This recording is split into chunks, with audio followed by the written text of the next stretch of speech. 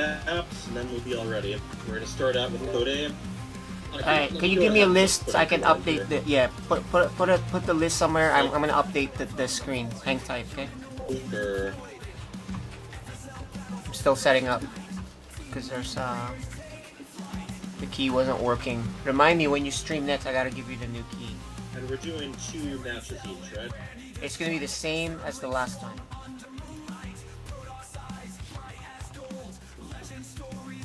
I'm gonna give you the key on the DM too for future use, in case I forget.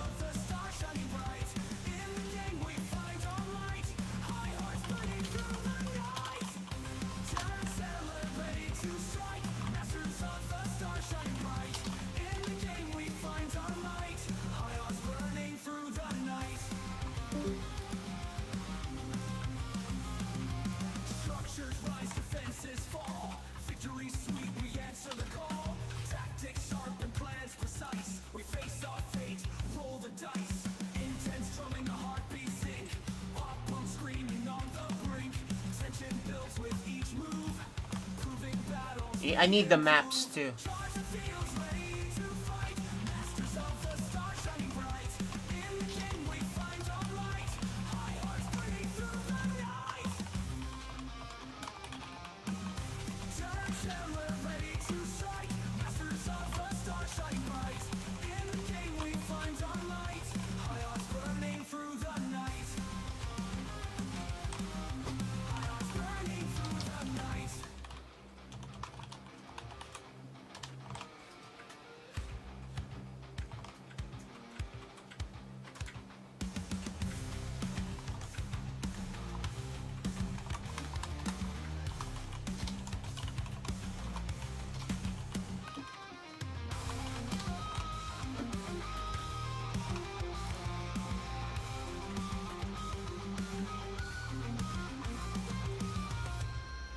Strumming, a heartbeat sink, pop pump screaming on the brink.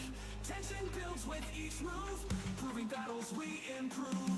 Charge the fields, ready to fight, masters of the stars shining bright. In the game we find our light, high hearts burning through the night. Turn seller, ready to strike, masters of the stars shining bright. In the game we find our light, high hearts burning through the night.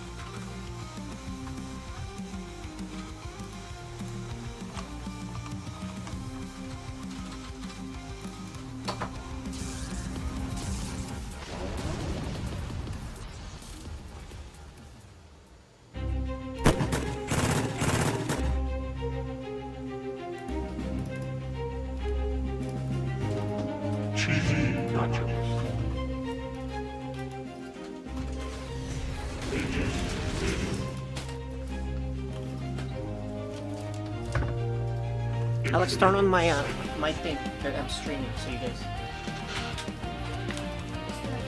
There's a button in it.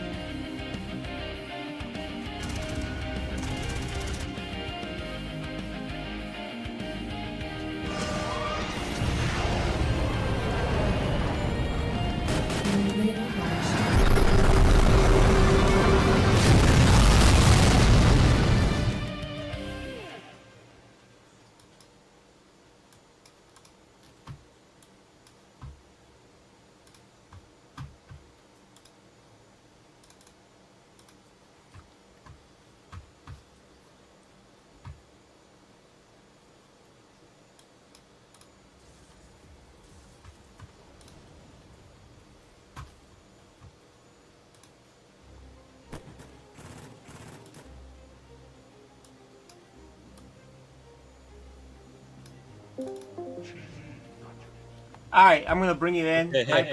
Hyper All right. Turtle. You are Let's live. bring. Oh, I am. Yes, you Oh are. man, I haven't done my makeup yet. Hey everyone. So we're just kind of getting things together. This is at long last season 9 of the FSL, the Fun Star League. And War Bunnies, you're here too, right? I am. I just Pedals just dropped in the chat. And you pulled me out right before I got to talk to him. Okay. Oh, you can bring well, him. yeah. Well, Code B is going to be last. We have figured out the maps for the first 3 matches. So for those who haven't seen this before, or haven't seen it last season, which is where we mixed things up a little bit, this is going to be a Team League format, but each team has to put players who are more or less in the same ranking, same skill level against each other. So it's going to be Code A versus Code A, Code B versus Code B, S versus S, and then we've also got 2v2. So each of these is going to be 2 matches between those. And then if we're tied at the end, we also do an ace match. So this is going to be, well, it's going to be a lot of fun. We have a very wide variety of players, a lot of new faces, and Bunnies, I'm inviting you in to the party right now too. And you know, a lot of different I see ranges, staged a lot of on the video here. Yeah, did you want to talk to him too, or Here, just let's bring him in and Softly. okay? Yeah, let's get some. All right, so we are going to welcome in our Code A players who will be playing first. This is kind of the middle range, so like gold and platinum mostly, and maybe a little bit of diamond 3. It's kind of top of gold to bottom of diamond. Basically, and these are both brand new players. Now, it's Sopley, right? You were saying that it was kind of like Lapis Lazuli, and I know nothing about jewelry, but I recently watched through the entire series of Steven Universe, so Lapis Lazuli is near and dear to my heart. Tell us a little about yourself, you know, your history with StarCraft, where you're from, how you came upon us. Well, let's just say that my history is, well, I'm Finnish, so anytime a Finnish thing happens in the world, we follow it. So basically, I just... Oh, I know where this is going. Yeah, you know where this is going. I just Go ahead, watched though. Zero and win the worlds, and then I just started playing more. Then I had like a few-year break, because I didn't really have any interest playing. Then last year, like end of summer, I started again, and I climbed to like from silver to, well, now I'm diamond 3, so like really obsessing over the game, like Jesus Christ. But it's been so fun. Like I follow every tournament and stuff like this, and I just can't really get enough of the game right now. But War Bunnies, can we get you on camera? Come on, camera. And I think we've got a few extras on camera too. Hold on a second. No, Maybe we're we okay. should do it. Just this is War Bunnies. Did it redo it? I'm curious. Did you Thank you. see the Pros versus Joes 2v1s against Sarah last year? yeah, I did. Well, our big guy Griempire will be in the opposing team today, so that should be very interesting and staged. Let's hear about you. You want to hear about me? I want to hear about you. Okay. Well, buckle up, Buttercup. All right, don't spare the details. I want to hear the gritty stuff. Okay. It all started 36 years. No, I'm just kidding. Okay. So I started playing Brood War way back in the day. I've been playing since like '99. Wow, that was almost 36 years ago. Yeah, more like 28. But yeah, man. Yeah, I started playing Brood War when we got the demo in like one of those PC Gamer magazines. I obsessively played the demo. Prologue campaign. Yup, you had like 2 missions. You had Edmund Duke, the siege tank, which never appeared in the actual retail release. But I obsessed over that, and it was like, this is the coolest game ever. And I picked up StarCraft when I was a kid, picked up Brood War with the battle chest, and played through the campaigns obsessively, and then tried to log on to Battle.net and got made fun of in the first chat lobby I was in, because I was like 7 years old. So I just kind of stopped playing, because I was like, oh my god, these online people are so mean. And then I came back like 5 years later, and I was one of those mean people then. No, I'm just kidding, I'm just kidding.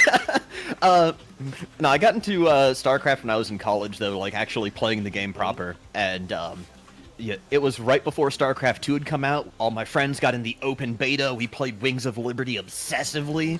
And just, it was a great time. It was before everyone figured out that Broodlord Infestor was broken. But eventually, like, Battle.net started having real stability issues like once or twice a week. And it was every single time all my friends wanted to play. So we just kind of stopped playing before Heart of the Swarm came out. And it took me a long time to get back into StarCraft. But I'm back here now. I have no idea what I'm doing, but somehow, you know, I've ranked up to where I am. So my big thing here, Sapuli, whatever your name is, got no idea what I'm doing. You've got no idea what I'm doing. We're on even grounds, all right? All right. I was afraid of that. Yeah.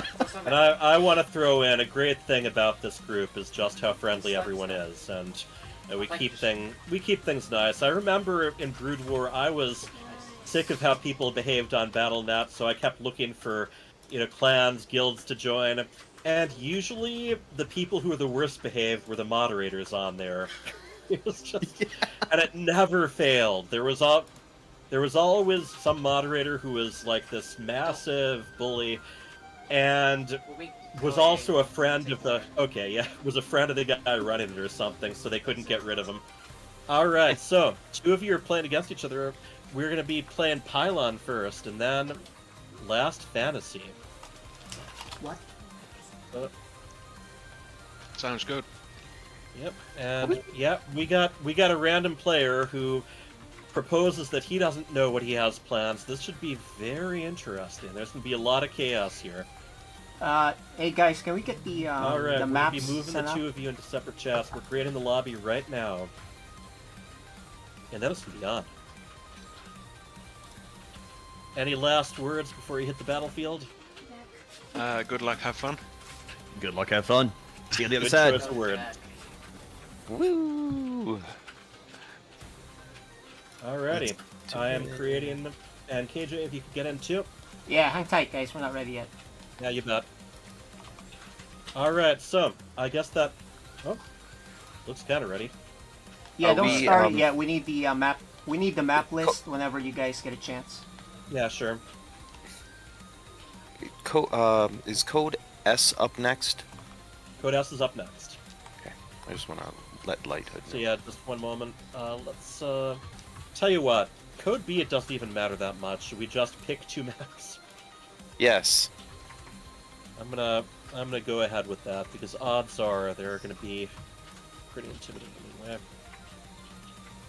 So I'm gonna put that on here, because that's the way we roll, especially the first FSL League day of the season.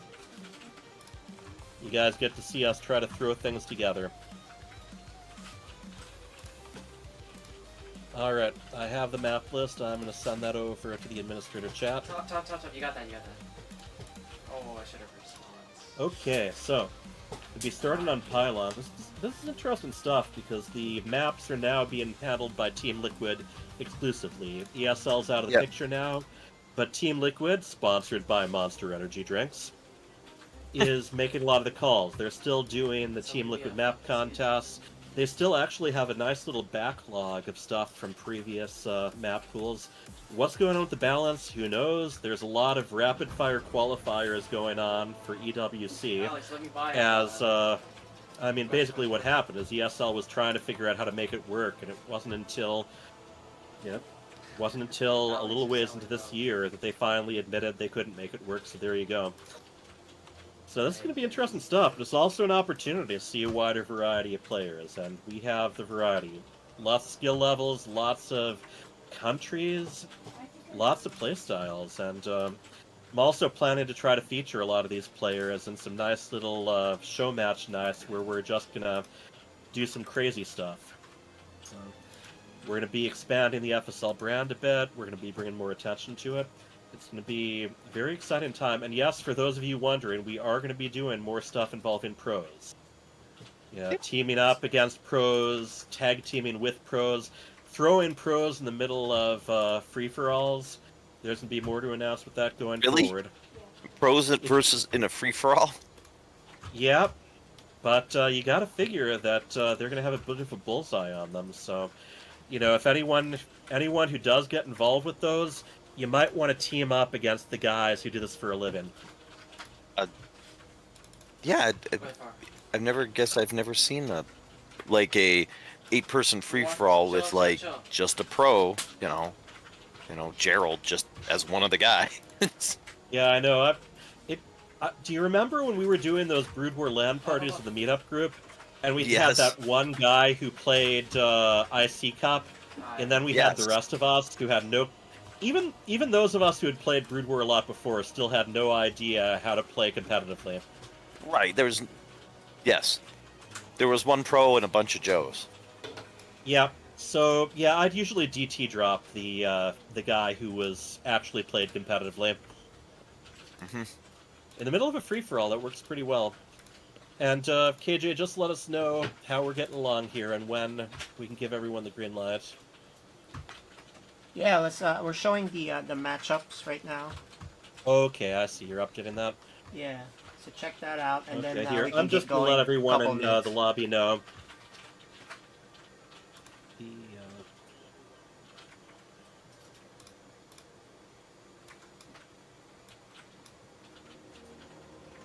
All right, All right, and War let's Bunny get going. is Yep.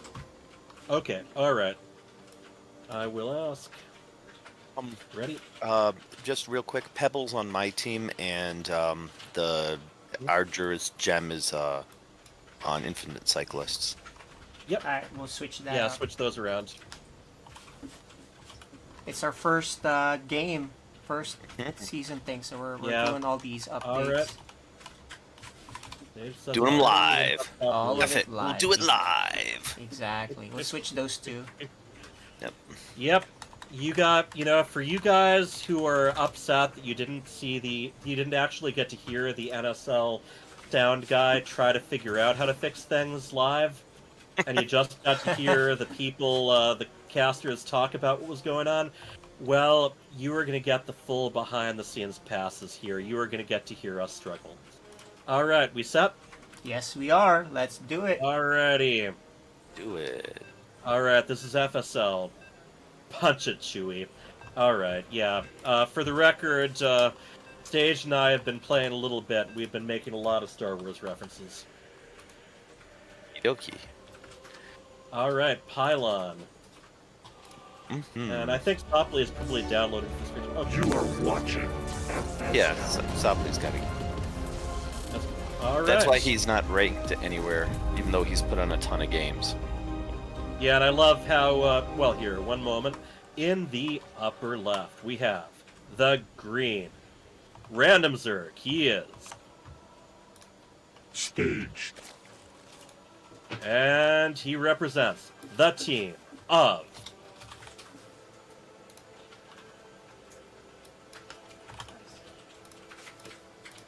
Infinite Cyclists. his opponent, the Zerg, in the blue. He is known as So poorly. Evolution complete. and he represents the team of Angry Space Harris. Now, this is especially interesting because we're starting out the season with our teams. For the record, Infinite Cyclists is my team, and wouldn't you believe it, Angry Space Heroes is captained by War Bunnies. Yeah. So in the game right now, In the game right now, we're expanding, we're moving overlords towards each other, as you'd kind of expect. yeah, but it's staged. Even though he's got, he's a random player. He did the standard, a little bit different. pool was before gas, Okay. whereas But still hatchery first. yeah, the Zerg, who's a natural Zerg, went really standard pool, you know, hatch gas pool kind of. Mm-hmm. And it looks like he knows that's ZVZ now, so it's interesting because he Supli had to move his overlords to kind of scout for proxies until he saw the Random I mean? players can be pretty cheesy, can't they? yeah. I mean, Well, I should know. he didn't know what he was looking at, so now he's got to kind of. But his Yes, he's overlord got to adjust. And is there first. This can give Stage a little bit of an edge because he knew what he was up against. Sopley did not. Another thing I just wanted to point out, but then we had to do the intros, was, yeah, Sopley is... Stage is not Masters. That is the classic Borders bug that has been with us so long. Identifying people as random or Masters just because the algorithm ended up going too high or too low and looping itself. Ooh, alright. Stage already with the Roach Warren. Yeah. And it's I interesting, think he has not made any Zerglings yet. I think these Lings are going to be able to slip on past this Queen. Right? Oh, And- or just attack the Evolution Chamber, one of the two. Yeah, I think they were being attacked moved. I think he expected them to be greeted by a lot of other Zerglings. Like, right. But he went three hatch, just regular. And Yep. something we talked about in our chat is he's playing against a random Zerg, and ZVZ is the most volatile matchup, absolutely. But I think that having being a person who plays a lot of ZVZ because it's your natural race, I think that the Zerg player is probably going to be hugely favored more than any other random versus something matchup. Now, this is interesting. Already a lair from Staged.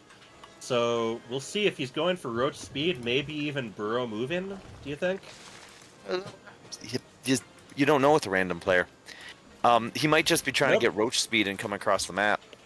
And But he he's might got just be two winging it, evolution too. chambers, but neither of them are wiggling. It looks He's like going for he's just kind of wall. more of a wall, I think. Yeah. Complete with those roaches, sealing it in. And Asopoli is adding roaches of his own, because neither Zerglings or Banelings tend to do very well against roaches, so he knows the deal. Yeah, Ooh, but speaking of Zerglings, they are gonna... just poke. Yeah. Just keep an eye on his opponent. Just I think. Also, you'll notice that the Sopley has his overlords in correct ZVZ position, where Staged doesn't.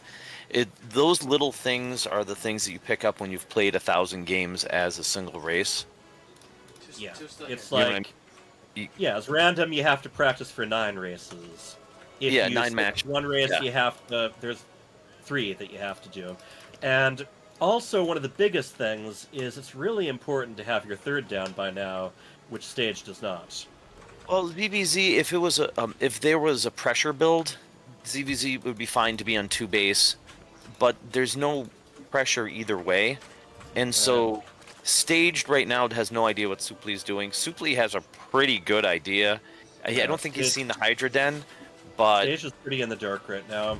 yeah, We do have both of them researching +1 attack. Roach speed being researched by Sopley, and I like Sopley's position a lot more right now. yeah. Even though the supply is pretty close, the 10 extra workers and the extra base, I think the only thing Sopley could do to lose is, just fight there. Is charge in too far, yeah. Yeah. Or be surprised by something, but right now, it doesn't look like Stage really has anything shocking up his sleeve. He's just kind of going for a basic Roach Hydra combo. So Sopley's got a little nerves going right now. He accidentally rallied 2 sets of eggs. He made a egg bloom, and so his natural has 25 workers on it. And for anyone watching who hasn't been in an online tournament, even if it's a meaningless online tournament, it is amazing how it works on your nerves. Absolutely. There is even making your hands shake when you're trying to click on things. It takes some getting used to. And then if you play, live on stage, that takes even more getting used to. But for now, Sopley has quite the, definitely quite the worker lead. Stage in the lead as far as Army goes, but right now he hasn't been pushing it. The thing is, it's 4 roaches, so that's 2 roaches, and I don't think he has roach speed, so it's only half done, right? Yeah. So he needs to actually make some Hydras if he's going to be going that tech too, because there are some very convenient overlords that, currently the Queen kind of tiptoeing ahead. I think that Roach is going to escape, and he does not want to tiptoe any further. Yeah, here we go, pouncing right on that expansion when it's just a little ways down. Gets the cancel. Yep. Right. And then just gets out of there. He's like, I'm on 3 base, you're not. One thing I like that Stage did is immediately he formed a bit of a concave. So he's got a good feel for that. He didn't just straight up A-move them ahead. Yep, and he Sopley sees the Hydras now, so he knows the exact tech. He's gonna lose the 2 overlords, but probably he's got 4 I don't in production. think he's gonna be hurt in for long. No.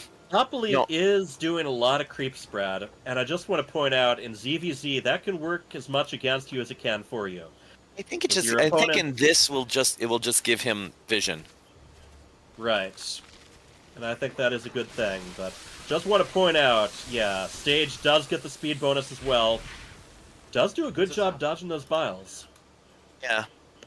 The supplies with the worker advantage he's had for so long. That's a nice little split off Zergling army. Oh, I thought that was gotta back up. All right, took a little bit of it, moved most of them back, and there we go. The classic Ling counter. Just seeing what he can get on the other side of the map. I think he'll hold this. I think he's going to kill quite a few workers too. Yeah, the workers have started to go down. Hydra's kind of backed away from the roaches too. Yeah. So I think this is going to be going downhill from here. Yeah, the on the other side of the map, it's actually been a really good defense. It's really, really good defense, but it also didn't. It kind of pushed everything back to even, where now it's just a 40 army. It's just a 40 supply lead. Look at those rallied overlords. I saw that earlier. I thought it was roaches gathered up to defend a third, but no, they're just overlords. Yeah, that's the same rally point as the drones. So this could also actually do some damage once he makes more workers. But that is storm clouds heading eastward. He realized, he's like, oh, yeah, that's not right. That big blob. It's a different wall. Run, everybody scatter.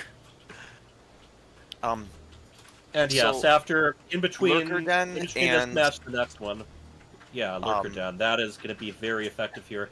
But yes, before the start of the next match, we're going to be changing the observer mode. Oh, what's the observer mode? It's right now. It's the standard, like the old Wings of Liberty style. That's because we did some handicap matches and some free for alls the last time, and the other modes get really messed up if it's not strictly the same number of players on each side. Yeah, I remember that. Mm-hmm. So it just has that little thing at the bottom saying, "Well, we can't show you anything." Yeah. So the third for Stage went down, but the fourth for Sopley is going down, and the army supply is 30 now in favor of Sopley. Where I love the little creep highway in case he does need to defend. Yeah. Can we like Oh, actually... those lanes are going right on in. Upgrades are really building up too. This is 2-2 versus 1-1. Okay, I think Sopley's being a little extra respectful of his opponent. Yeah, he doesn't want to take any chances here, and I mean, that's if he got the lead, as they say, you want to just make sure you're not doing anything that would make you lose that lead. But Hive Tac, Lurker upgrades, and Lurkers are going to do wonderfully against this Roach Ravager. I don't see any Overseers. Let me see. Oh, there is one.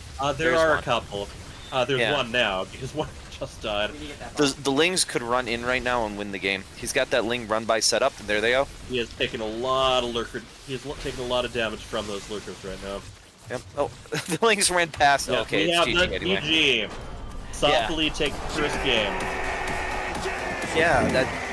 Evolution complete. How's it going? Hold your tongue. All right, so KJ, just go into options, observer, and replay, and just switch it to Pro 2020.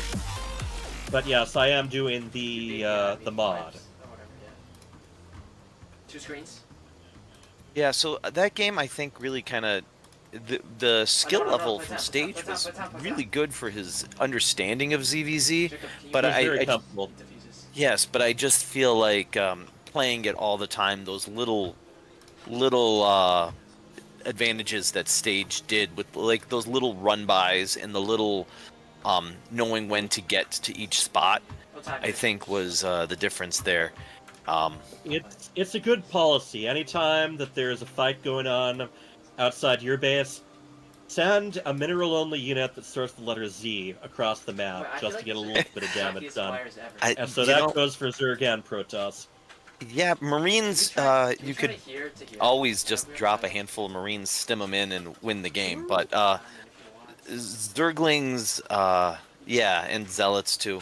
Just a couple of them. If they're not handled, Well, that's the game. That's what we call taking a little break from the fight and getting some Z's, right? All right, I am in full clock. form here. KJ, do you have the mode switched? Hey, give us a minute. Let me check debug a audio issue. Okay. Okay, that's you. Yeah, I was gonna say I switched to the stream just to listen for a second for the audios, and it sounded weird.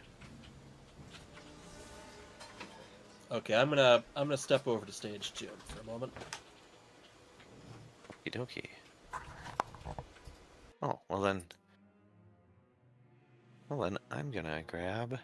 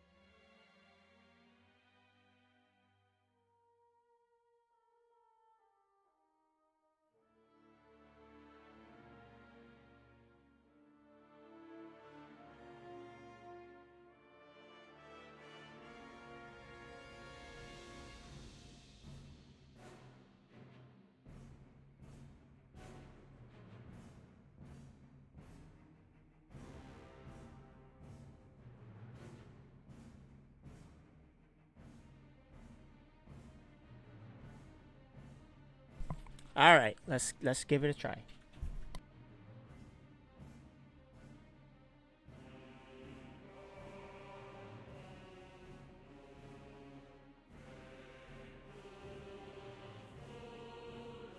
All right, let's give it a So we're try. just doing some quick coaching. Okay. Yep. Oh, All right, we're to create lobby. okie dokie. Accept. I have the power to move people to different voice chats. Yes, we were just Hear me discussing. in despair. We were just discussing his strategies and what he did, and all of a sudden, yoink! Yep, I am the Viper. I can have Yes. That's how I felt. All right, so we are on Last Fantasy, the first three-player or three main base map in a very long time. That's one of the things that Team Liquid was talking about, how there was a lot of people asking for it, so they're giving it a shot. Mhm. Just checking to make sure everyone's ready here. We did a little bit of strategy talk. Stage was mentioning, the plan was the timing attack, but he got some things out of order, and then yeah, sometimes things can go downhill from there. This is going to be interesting, because not only is Sopley against a random player, this is also a map where his enemy's location is random. So we can't get a lot more random than that unless they bring 4-player maps back into 1v1. You are watching Yeah. FSL. But ooh, PVZ. All right, here. Yeah, I think the observer overlay looks fine. Okay, Cool. so in the lower left, we have the random blue Protoss, and he is. Staged. He is here, representing the team of.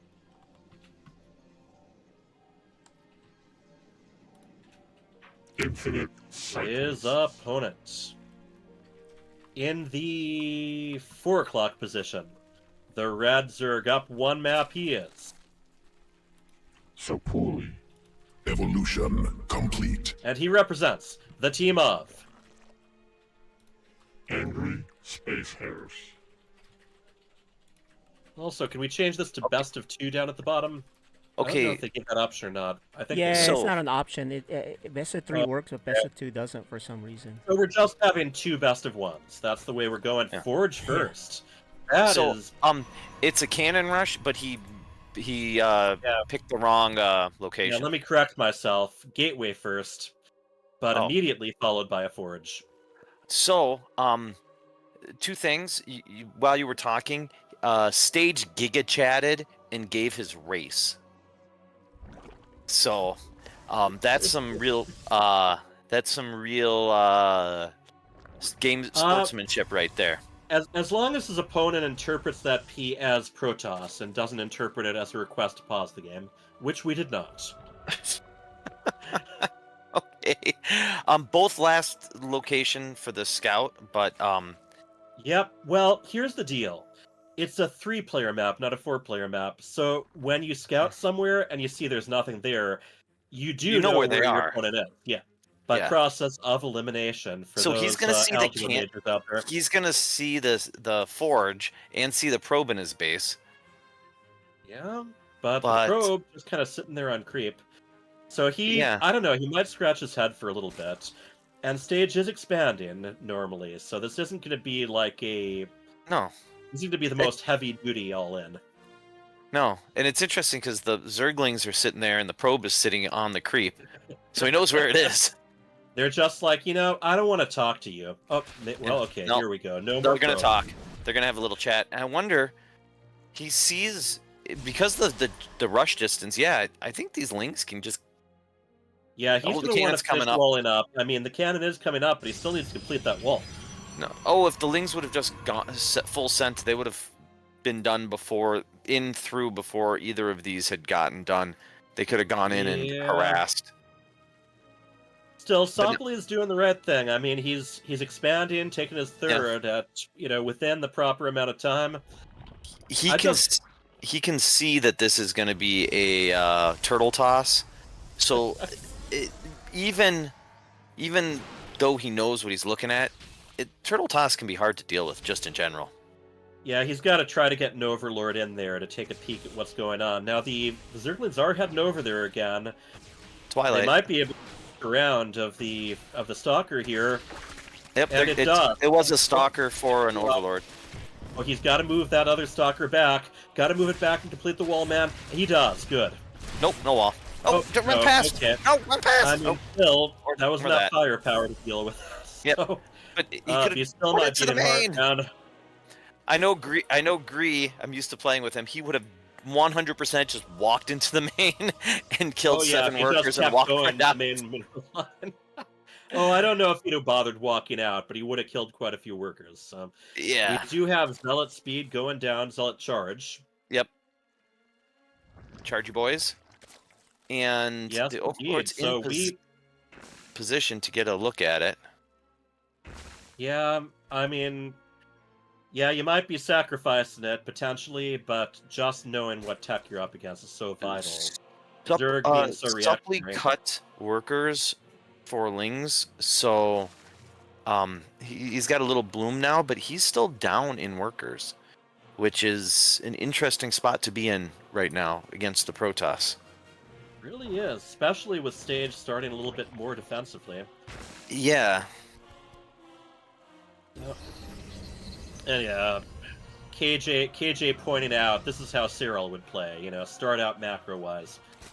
Yes. Yeah, Oh, a little that was a free overcaptured zealot. on the natural. He's got to move some of that. Oh, he saw the zealot. And yeah, I think. Well, I'm curious how many zealots he saw. Okay, now he's. I think he gets the idea that there's more than one zealot there. Yeah, it was hard to see. Yeah, He just actually kind of straight in. his base was There we go. kind of. Yeah, The we're getting to charge work with that now. finished, so he knows there's charge now. Yeah. Of course, Which, I mean, there isn't this. like a visual cue unless you see them using No, charge, unlike the they're soldiers faster. that get little wings. Oh Yeah. no, they're faster. You can tell They're because they're. faster. It isn't just the charge. It also speeds up their movement outside of charge, yes. So And here's the Templar thing: are is he knows that this charge lot all in. If he sent it right now, I think it works. I think that staged isn't sent. It doesn't look like he's sending it because he built observer, not a. Yeah, he's adding gateways, but a warp prism. A is prism, what, yeah. He probably would want right now. Oh, he sees all the charge lots. So let's see if a Bane Nest is Getting the roaches going. roach I don't speed. think there's going to be a Bane Nest. I think he's going with the Oh. roaches instead. And Immortal's being added. One Immortal being added anyway. Yeah, And Okay. right now they're both playing so blind, but we finally have an observer going No. to the other side of the map. no. Supply just flew in. He saw everything. Okay, he did. Supply's vision is 100% complete. Like he Yeah, knows you're what he's looking at. That's why I'm like curious on the roaches because he knows it's charge lot immortal. Oh, he did take your tip though. He is going with the Baneling Nest too. So yeah, hitting like before it's the Baneling Nest complete. I think Stage is just being a little bit hesitant going ahead. He's once again this is kind of a bit more of an all-in sort of build, but instead he's teching behind it again like last game. Supple hasn't gone to his fourth either, so it's kind He's of expecting it. yeah. He's gonna see these two observers, but I don't know if he has anything that shoots up. I think we're kind of going with a classic Zealot Immortal Archon composition here. It is, and that's as the team captain for the Zerg. I'm like, that's a pretty good A move army he's getting, and Yep. Banelings and Lurkers might be the way to go against it. I'd like to see a Baneling fourth tech is base. done. Yeah, I'd like to see a fourth base dropped pretty quick, and Yeah. further away, expand away Right. from. And normally you want to expand in, but on this particular thing, yeah, He's actually making a macro hatchery in the main. yeah. But yes, Zerg always wants to be a base ahead of Protoss. I think they've both been a little bit slow on their expansions this time around. Yeah. Now, Okay, the there one we thing go. is the Protoss is basically on 2 base still. He has a third base. He's getting Just gas starting and to saturated. yeah. He's yeah, got to it's- transfer from the main. There's a little bit oversaturated. We have a move out. This Double this move is gonna out. Be interesting. Yep. Yep. Yeah, they're gonna clash, and with neither of them really in position. But that is a much better Oh! position. Awfully. That was a really bad Had move that foot for a stage there. He should have just surrounded it and sent it. Instead, he walked into Biles and lost like 6 zealots for nothing, and then 3 other zealots on the A move return or back away. All right, let's see it. Sopley Ooh. again doing very That well was with a- Miles. Yeah, He's but that is a also gotta lot. Now, I don't know if you know this, but Immortal's a good unit. He's got to get the Immortals closer. Yes. No, Immortal's a good unit. Like Ooh, Yep. All right. like Softly Four- still with the army supply lead, but there was but a lot. 4 of Immortals went from- really can wreck house. Like a lot. His What- overseer Sopley's overseer is stuck on the it's gonna be killed, but it was stuck on the he tried to on the high grab, the flight blockers. blocker, whatever, air Yeah. blocker. Those are Yeah. It's hard. It's hard to notice those, and the AI doesn't really know how to get around them because that wasn't a it's- thing when the AI was originally yeah, programmed. so it just kind of wanders at it. Right. This game is, even though the supply looks different, Staged's position is really, really good right now. I think this is way closer than the first game ever was. Let's look at the last game. Now, the most important thing, I think, from Stage, he's going to have an answer to those lurkers. Yeah, he does. He has 6 immortals. Yes, Immortals? Okay, yeah. All right. I don't know if you know this. He has to have it. I didn't say he didn't have it. I said he has to. The banelings are actually because it's getting into this. There's almost no zealots. The banelings clean up the zealots. Almost none. They're just going to splatter against the Immortals and Archons. Yes. Right. It's just like that. Ooh. And right before the lurkers finish morphing 2, there's only 2 that completed. Burrow. And none of them burrowed. I don't. Which is good because I don't see an observer with the army, but boy, There isn't he's one. got what he needs. There isn't one. Oh, there but it is. No, there was one. It was just a little bit ahead. no, it was way ahead. Yeah. It's like, hey, observer, we could use you here. All right, Immortal's not quite as good. Queen's good unit. Yep. As long as he keeps healing and putting the biles down. I think his cleanup will be okay. He's finally got to 80 workers. He's going to lose both of these observers because they don't have observer speed. Oh, or not. The Hydras can decide to be lurkers instead of shooting them. Both are good. Both are good. But he has plenty of observers. Given the choice, I'd want to be a lurker. How about you? I mean, Hydralisks are pretty iconic. I guess both are pretty good. Yeah. The Now, he does not have Storm, so those Templars weren't doing anything there. oh, Where things He might go doesn't? south No, he with here doesn't. very quickly. yeah. I think the hammer swung back. I think with the worker, Yeah, even I if he think- loses this army. Yep, there we go. We have the GG. That was Softly has super taken both close. those. Wow. Hey, man. All Evolution right. complete. Much closer match the second time around. Those Yep. Immortals worth their weight in gold. Yep. Nah, I needed to pull back and regroup. I thought I had a little bit better macro than I did at that point in time, so needed to take the fourth and then. Actually, you were just missing the warp prism. Your warp Yeah. prism's right there. You warp in 10 zealots. After he Oh, had yeah. all banelings. The banelings all died on one archon. Yup. If you warp in 20 zealots Yeah, after that was a blunder from me. I thought like you were gonna get like mass zealots. I thought like, okay, I'll just get some banelings and just wipe that off. But then you had Wonderful the timing, Archon who Joe. observed everything. Yep. I had an excess of gas, so I was just like, okay, I just gotta spend right now. Get some Templars, get some Archons, and go, baby, Yeah. go. Like The you timing couldn't have been better either. You arrived just as the lurkers started to morph, and then you killed 2 of them before they were able to. Yeah, burrow. if Mhm. if you Yeah. had a warp prism, that ends 100% Yup. differently. So that was really well done. In the first game, I was mentioning you played really well. Your understanding of ZVZ is really good. It's just a couple of he's a natural Zerg, so his overlords were in the right spots. His timings were just a little tighter, Yep. and that kind of those little things snowballed into a decisive victory. But in that second game, oh man, just a couple, one unit different, 250 minerals, and if you warped in zealots to absorb the last little and kept the Archons alive, not the Archons, the Immortals alive, Yeah. it ends different.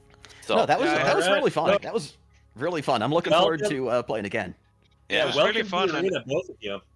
You were really Something hard also- to read. Like, Jesus. I told you, I had no idea what I was doing. You don't know either. Yeah, And like I was like thinking, also, okay, call up. Just kudos on the Cyril portrait too. That was something I didn't point out earlier. Thank you.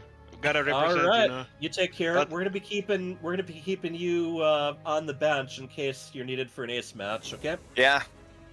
buddies, Alright. if you could leave the sorry. games so Yeah, that we yeah, can yeah. add more to the party, Yeah, we will be moving ahead. score screen. Yeah. The score screen thing isn't where it is on normally, so I get confused. All right, so we're gonna be moving all the way to Algeria now. Welcome, Perus. Welcome, Lighthood. Both of you were incredibly impactful in the previous 2 seasons. Thank you. Thank you. How are you doing? How's your days? We're off to a good start. You should have seen me because we're having guests over later, so I had to do a bunch of cleaning. And my daughter is going to a birthday party, so I had to make sure she was ready and the presents were wrapped. And I'm like running back and forth between my computer and every single room in the house. So not complaining, but it's exciting times. So, this matchup is probably the matchup that these guys know each other the best in of today. Being that you guys probably live in the same house still. So, have you guys been playing against each other lately? You guys have fought each other. You guys have teamed up together. You guys have woken up your father together. Hopefully not that today. You got to be loving the earlier start time. Yeah, War Buddies, finish your question. I'm sorry. Oh, have you guys been prepping to play each other today, or is it just you're winging it? How's StarCraft been treating you both in the off season? I play StarCraft 2 a lot. Like I play at least 10, 6, 7 games daily. My brother doesn't play as much as me, but so probably I'm more prepared than him. I also play against him like a lot, so I know his playstyle, and I guess he also knows my playstyle. But yeah, we'll see how it goes. Yeah, I think we're getting a little bit of feedback with Harus talking. It's also that was Harus, right? They're probably close together. Yeah, I was gonna say they're probably pretty close. We get their camera, we can see their setup. That's fair. Yeah, and also pretty close. I think you might not be set to allow invitations or something, or maybe you're in a different party, but I can't invite you to party right now. Yeah, I'm in a different party. I'm gonna go. Okay, so leave party so we can... And yeah, get the cameras on too. Both of you. That is a requirement. Can't find the... Wait, are we going to play in Europe? Because I think that's better, right? Or... Yeah. I would love to. If it's possible. KJ, would it be alright for us to switch to the Europe server for just this match? Yeah, of course. Go ahead. Let's go there. Okay. Here, let's all leave the game then. And in the meantime, in the general chat, I'll post the instructions for the webcam again. But yeah, we're going all the harder on it now. So, yep, leave, click the globe, switch region, and change to Europe. And then go in again. I'm not going to be able to show off many of my portraits in this one, but that doesn't show up in our stream anyway. So I haven't been in Europe in a while, so I'm unlocking. I haven't been to Europe since I think 7th grade. You were there a lot more recently than me on some of your, trips with your wife over to England and stuff. Yes, but apparently I just unlocked all the things for buying the Reforged. Well, yeah, that was you would have gotten that anyway because there was a bug where those rewards that came from buying other games got erased temporarily and then added again. Oh. But the war chest, maybe. Yeah. Party. I mean, if you have any free stuff, just enjoy them, I guess. Yeah. And okay, and Lighthood, we're still waiting for you on camera. One sec, I started. I think it's working now. Where should I put it?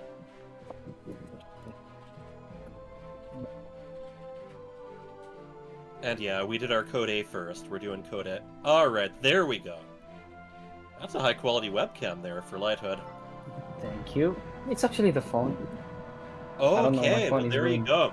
Yeah, I got myself an iPhone 16 not that long ago, and I can definitely tell the camera difference.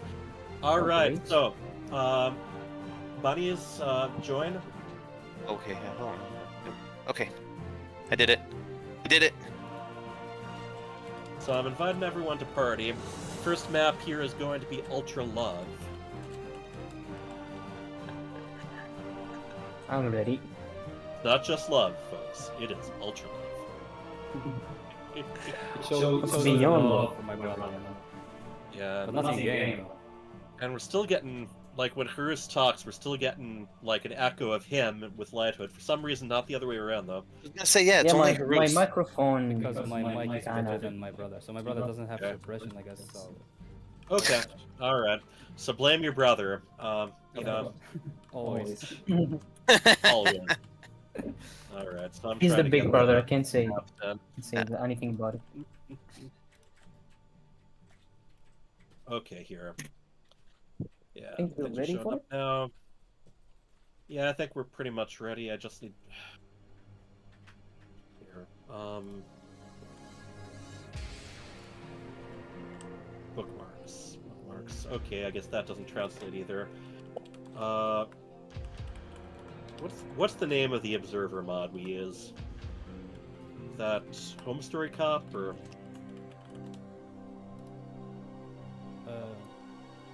I think it's in WCS 3.0. Okay, maybe.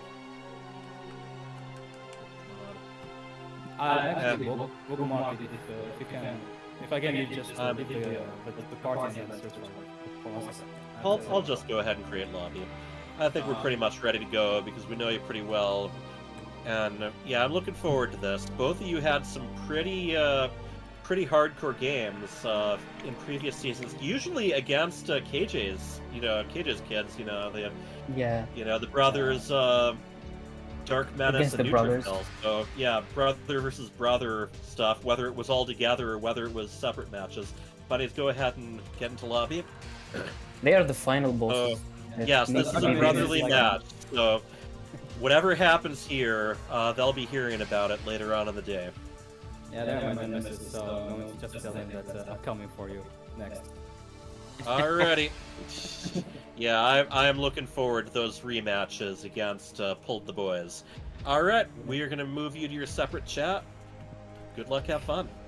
Good luck, bro. Good luck.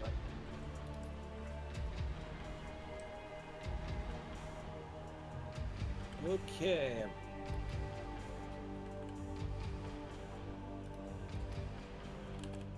Now, I don't have a brother. I've got a sister. She wasn't really into video games much. I have gotten to play with her son, my nephew, a bit, but War Bunnies, when's the last time you played a video game against Yussel? We played a little bit of Fortnite last time I was out there, so 7 months. I didn't know you'd played any Fortnite. I know you've been doing some Minecraft and stuff. How'd you do? We played on the same team and I got shot a lot. Okay, that adds up, man. That really adds up. As a non-FPS player, You are watching. will we be done by 1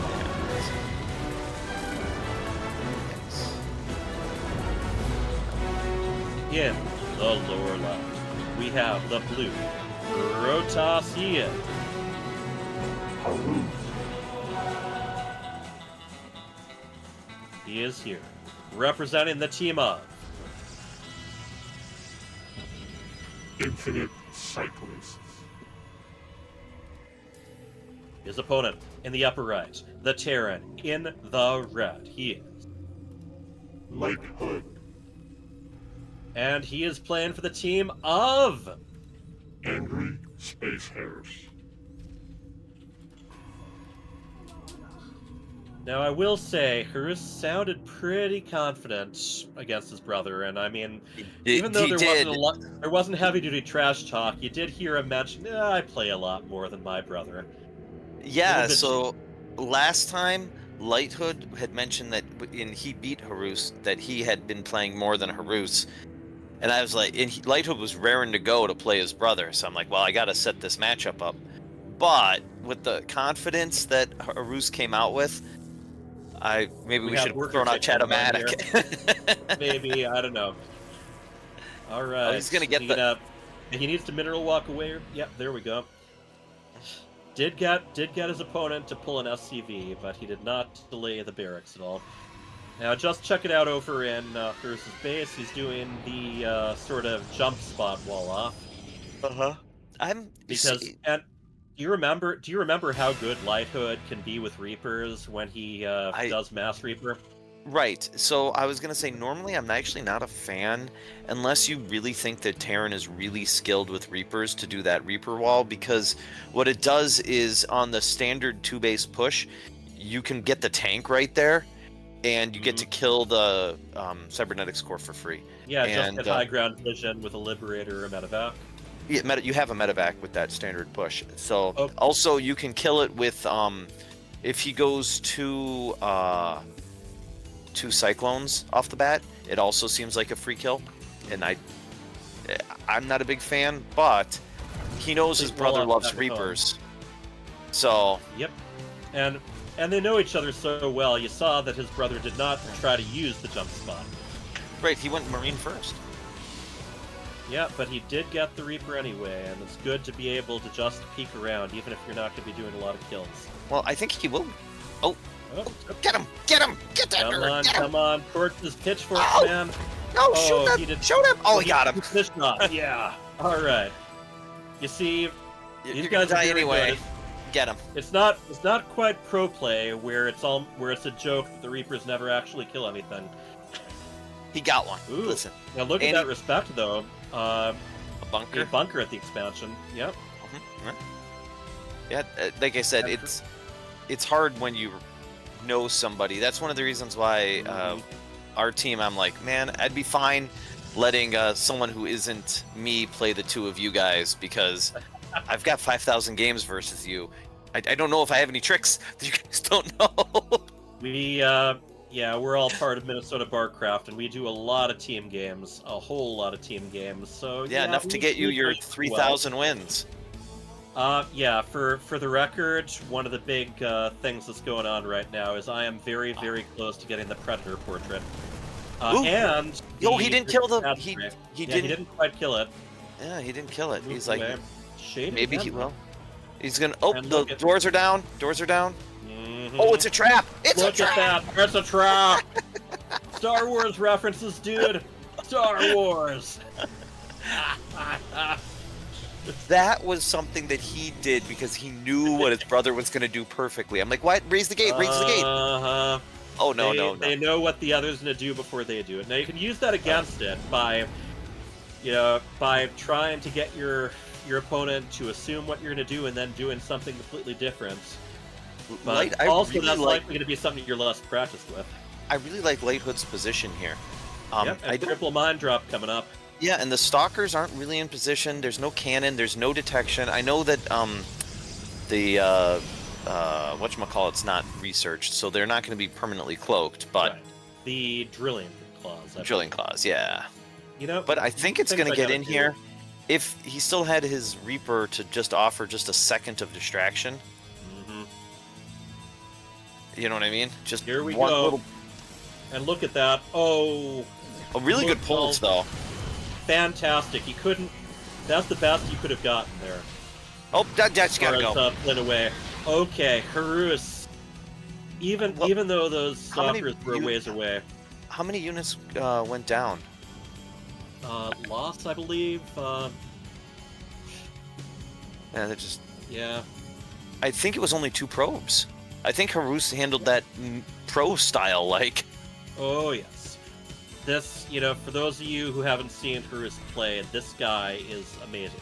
And that's not to take anything away from Lighthood. He is a fantastic player, but no, Lighthood. Harus that was a really good drop. Just Harus, yeah. Is like, listen, I've seen this before.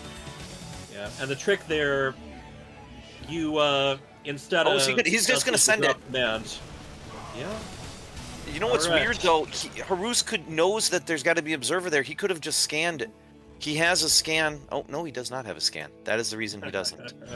I thought he did. It looked like it was enough. Fairly low base count at this point in the game. They've been very aggressive. Yeah. Harus has taken a third. Lighthood's building a command center right now to float off, and we have. Oh, he gets stemmed. All right. I mean, he pays for it with a handful of. I want to know. Harus has to know there's an observer here, but he just dropped his mules instead of killed it. I think he's just very focused on the economy part. Yeah. And by the way, we have a Oh, that robotics tank is. facility. Yeah. That robotics So- facility is kind of standard. Yeah, exactly.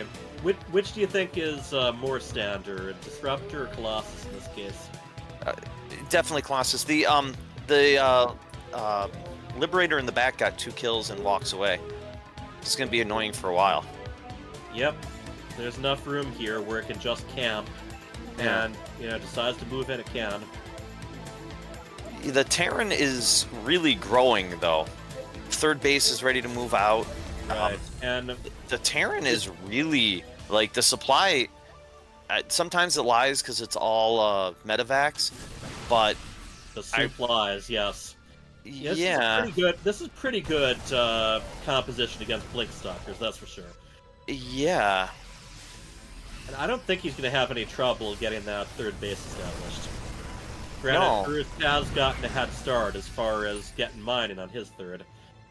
Right, but the Terran's okay being half a base behind, especially because he's oversaturated. He can move his workers. His worker count, yep, right there. His worker count's really good.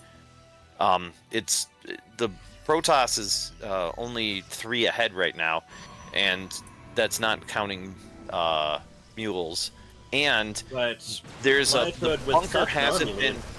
the bunker hasn't been salvaged. So this little run by that's set up to the north, he sees the observer. He's almost clicked on it. Oh, little bit of a misstep, but I don't think he took any permanent damage there. He sees it.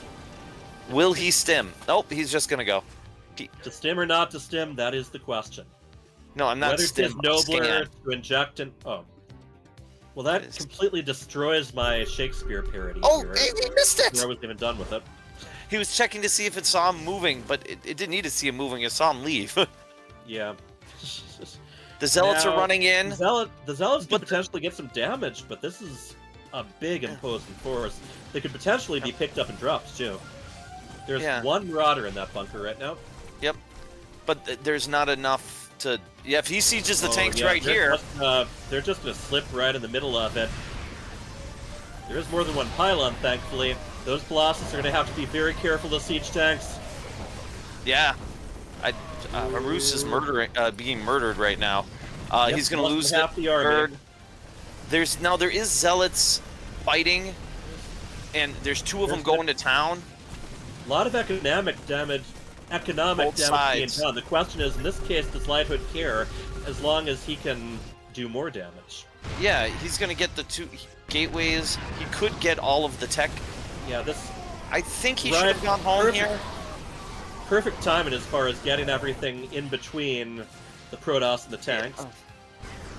It looks like all of the economic damage is done for Lighthood, and Lighthood is definitely going to win this game. Bruce is at 11 supply, or 11 army, I mean. Yes. So there's no answer. Now there's a lot of medevac over here, so the supply does lie sometimes. Just you got to get out of that. It doesn't lie when it's one Colossus against 2 tanks. Yep. Yeah. Lighthood has taken the first map. GG. Wow. I think the big story of that was Lighthood's army. It was just constantly well ahead of supply-wise. Yep. I could play for 6 games and not have that APM.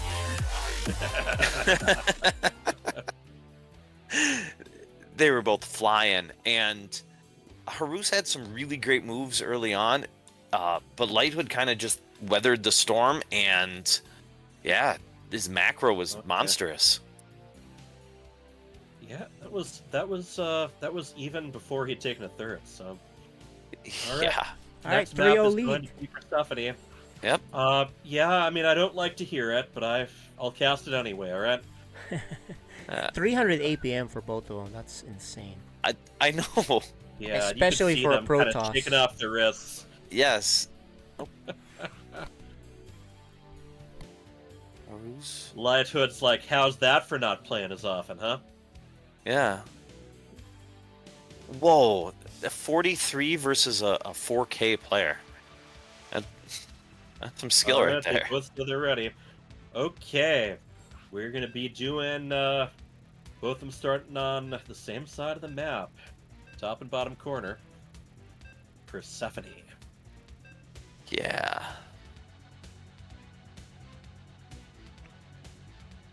These are And why. This we're is still why gonna these. be doing all the matches for map Yep. score, but possibly not these. You are watching FSL. In the upper left, we have the blue Protoss here. Haruj. And he is here representing my team of Infinite Cyclist. once again, jump spot. In the lower left, we have the red Terran up one map against his brother. He is. Light Hood. And he is fighting for the team of. Angry Space Harris.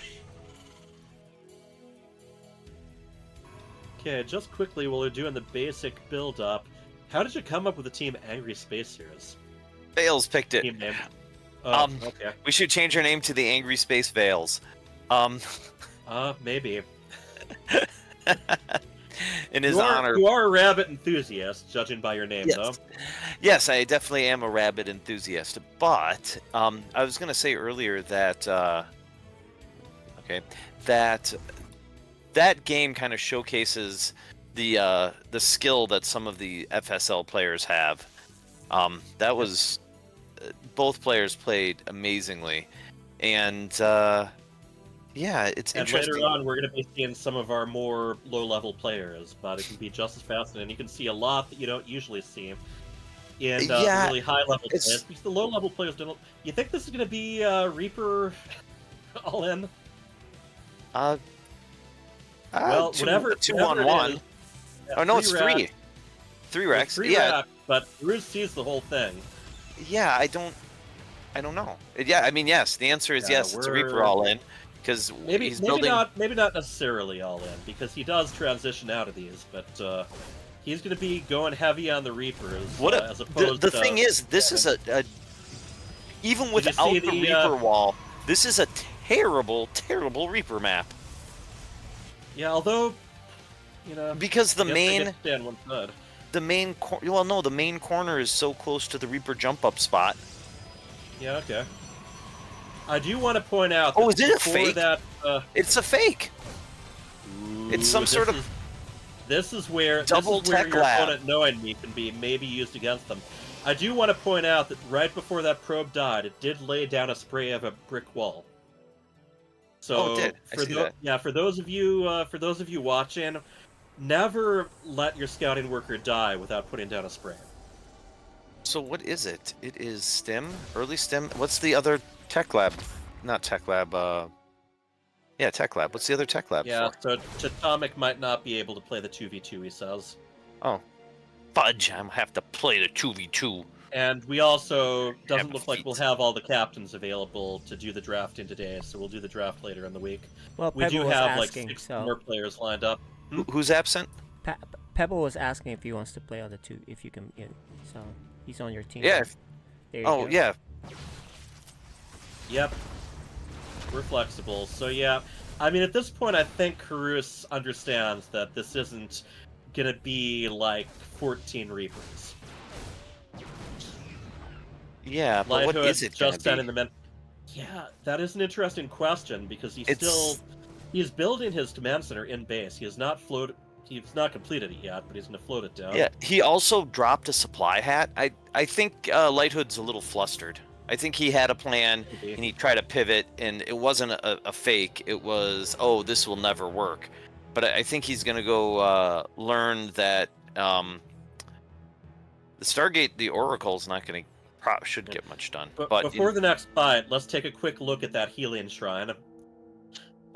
This is the only map to have those, just because it's there, and because we haven't played an FSL on a map that has a Helion Shrine, because there hasn't been a map with a Helion Shrine before. that's a Very second. Warcraft 2. That's okay. a second hood. Oh, look at that. Yeah, well. Oh, he's maybe trying to that's why he's it's trying to called hide Lighthood. the fact. Did you see that he brought back a whole bunch of Yeah, the? he's to try to hide them. Marines. Yeah. Now, The Oracle sees him though. Blake- the Oracle's yeah, still Blake- gonna get a handful done. Ooh. Like, oh, I don't know what's going on. Lighthood's falling apart. Damn it. Because this is supply blocks some. Oh, That was two supply two blocks. This was two enhanced supply depots that went down. His workers aren't mining. Yeah. And just like that. Just like Wow. that. Alright. Infinite Cyclists have put one on the board. GG. Infinite cycles. You know what's funny is the first game they played like superheroes, and the second game it was like, nah. Yeah, well, sometimes you get that after a really intense game. Yep. While we're talking to them, let's switch back to the American servers. Hey, all right. So brothers even things out. Karus, Yeah. you put the first point on the map. That first game, it really seemed like Lighthood just had the army lead the whole time. Second game, I'm not sure what happened. It looked Lighthood, were you going to be doing like a big Reaper attack, but then shifted? I was going to do 3x Reaper, then he scouted it. So I tried to do something else, it's not working. Yeah, he I thought, oh, it's a fake. No, it wasn't a fake. And yeah, he came over, and it was interesting because in the first game you both looked like pros at a time. That Harus's mine drop defense, where you dropped the 3 mines and he got 3 probes. It was unbelievable splits. It was perfectly done. And in the second game, it was like, well, I'm just gonna go kill him now. So Yeah, because what the build was messed up. Yeah. yep. What happened in the first game is that I forgot the second panel. Yeah. Yeah, I forgot. So I had late Stalker, and he killed a lot of 2 or 3 workers with the Reaper, and it just went downhill from there. But the second game, it just was in my, I saw that he was going 3x Reaper, so I prepared for it, and then I went for the Oracle. And even so, though he scouted it, I knew that he wasn't going to be prepared for it. So I did a lot of damage with it, and that's it, I guess. I gambled doing 3x Reaper, because if he didn't scout it, it's gonna be GG's. I know that.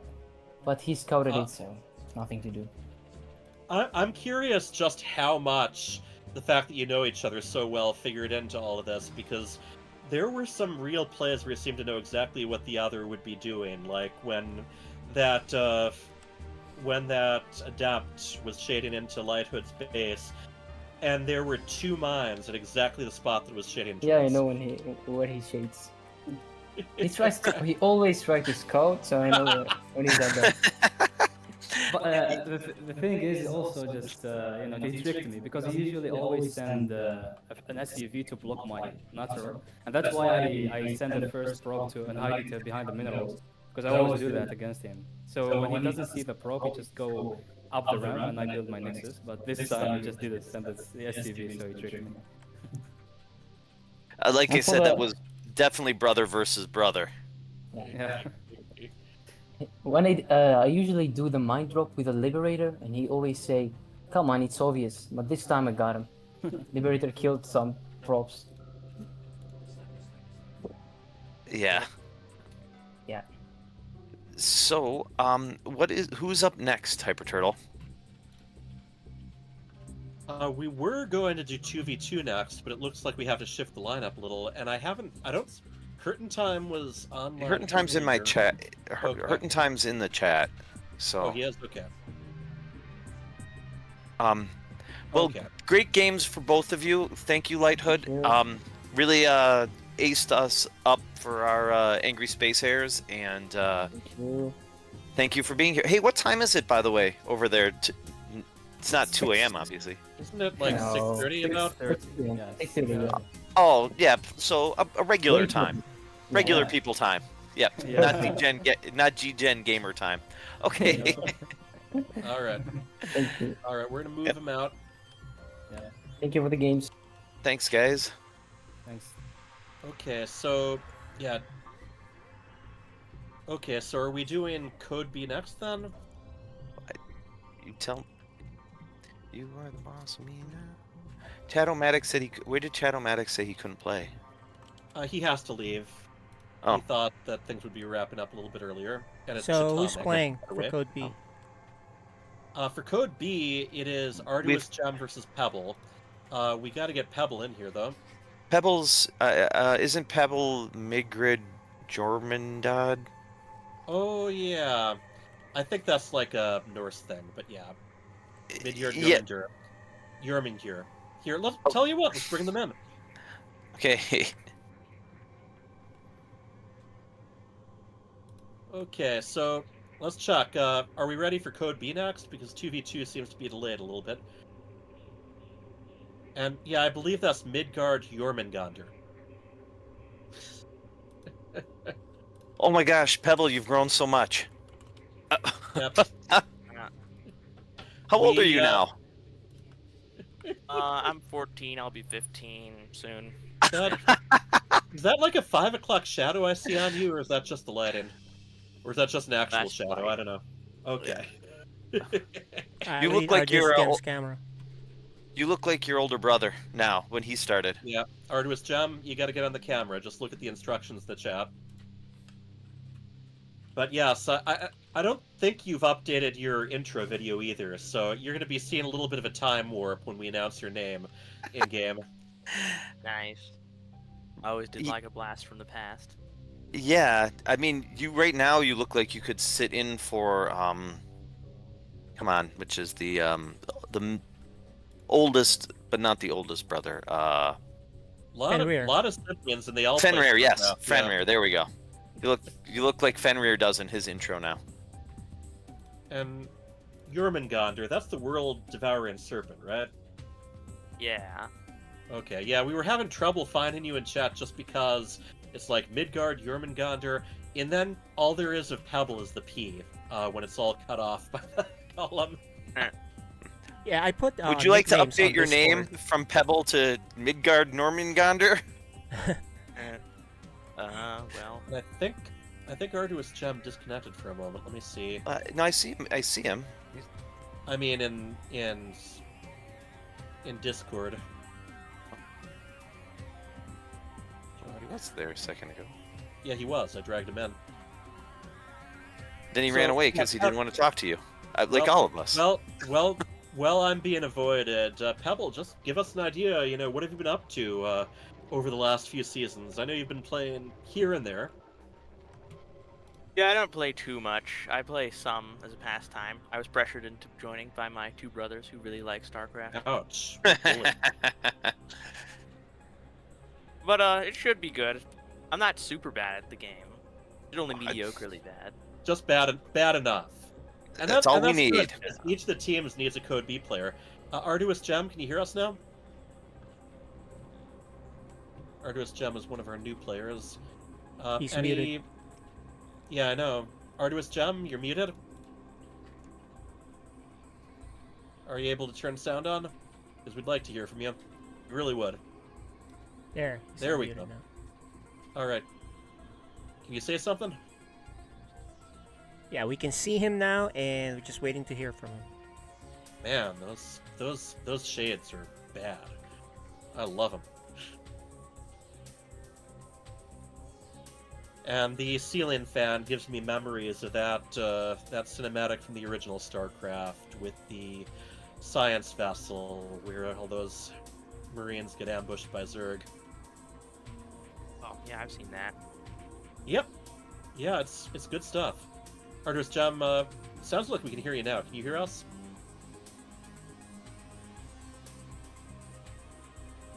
Maybe not. At least we can see him, and as long as he can play. Oh, yes. Yeah.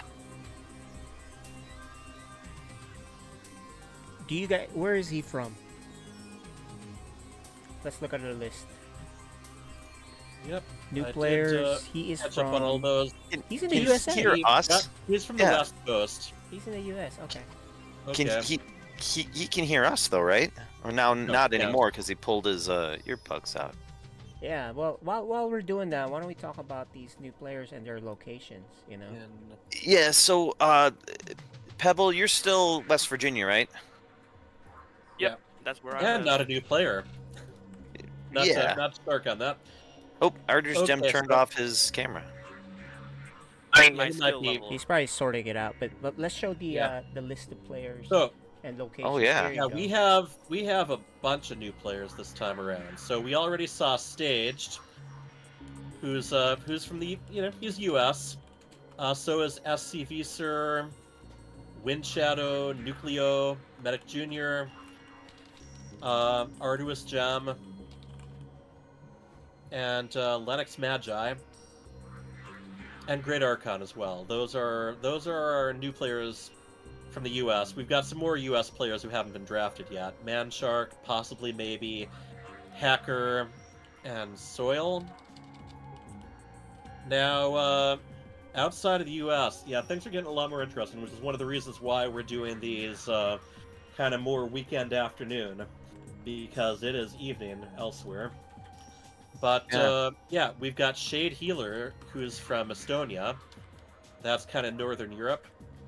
We have Nate from Germany, Chatomic from France, as well as Antoine Q, who's also from France. They're friends. Sopoli, we saw earlier, he's from Finland.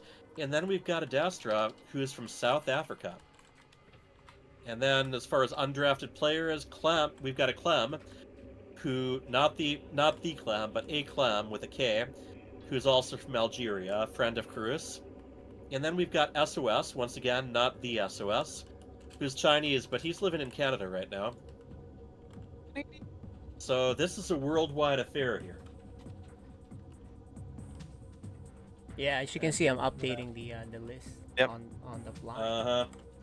Hopefully I wasn't talking too fast then. Is Arduous Gem back? Arduous Gem and Pebble, we need both of you in game. Hey, look, can you hear me now? Yeah, Yay! great. Oh, there we go. All right, beautiful. Jeez. Sorry, And guys. what a voice! All right. Okay, first of all, both of you can both of you get in game and join FSL so that we can add you to the match. All right, so tell it, just ahaha, La France. Yes, indeed.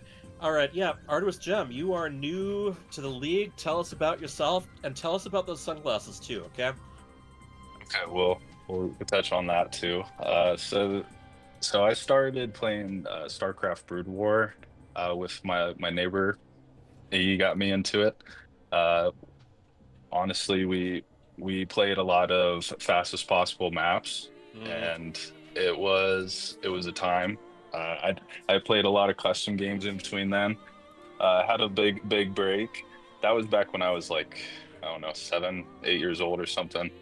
And I used to get so angry when my friends were trying to get me to play fastest map ever. I was like, dude, it's taking the macro out of it. And they're like, well, yeah. But go on.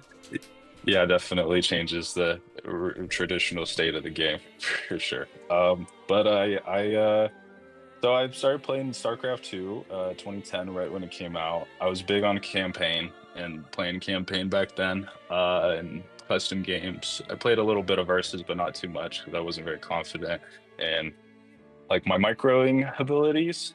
And then over the last like 2 years, I got back into the game in its current state and just replayed the campaign, just enjoyed all the love about it again, and played too much custom games when I started joining, but I spent many months dedicated to just versus play and trying to be better laying down the Protoss play. So that's kind of it's a good team for campaign lovers. I know I've had a lot of fun kind of picking on some of the other captains when they don't get the joke because they didn't play Legs of the Void. yeah.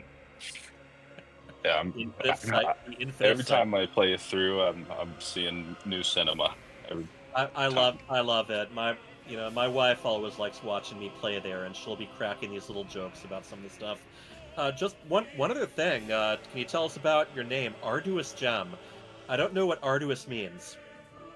Like Arduous is hard, like to do a task like very hard, like to accomplish something very difficult So you're a would difficult be gem. another way to say called artist. And yeah, it's a lot of ways to say like a very tough gem.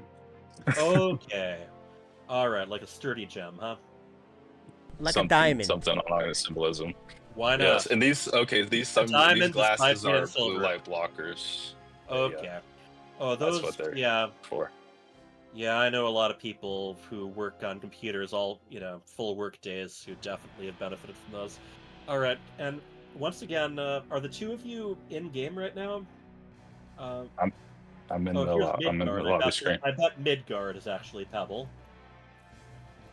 How do I go about joining y'all from in game?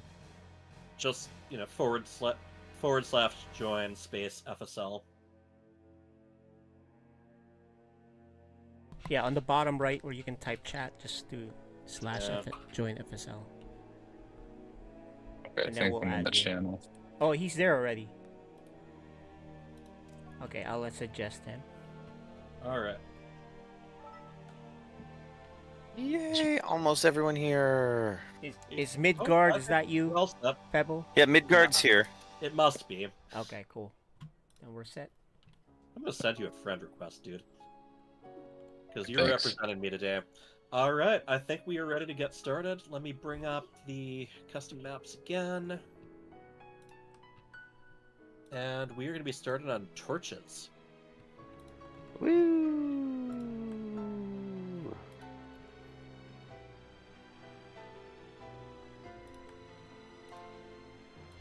All right, I'm inviting you in.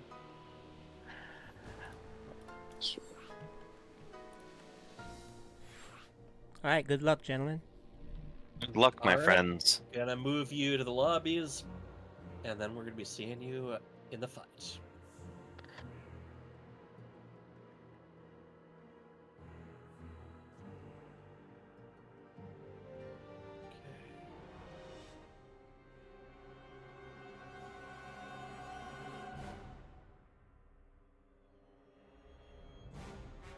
So yeah, this is going to be very different than the last match. There's going to be probably either a lot of focus right away on attacking, or there's going to be a lot of turtling. I think, yeah. I don't that know. level, We haven't seen Pebble since he was a Pebble. Now he's Yeah. a mini man. So he's a I've boulder now. I have no idea, or at least a mid-sized stone. So, I have no idea what to expect at all from this matchup. He's played 6 Zerg games in the last year or so. But yeah, I've been thinking about it a little bit more. Midgard is basically the turret, and Jormungandr is the serpent who surrounds you. So, yeah, My very SC2 crashed. Looks like I'll have to rejoin. Oh, okay. Here. I don't know Ruh-roh. why. Well, rejoin by the time they're finished loading. Well, at least they got the maps in memory, I suppose. Yeah. No, because you dropped off, so one person in the match, we have to do the waiting. Here, one moment. So, yes.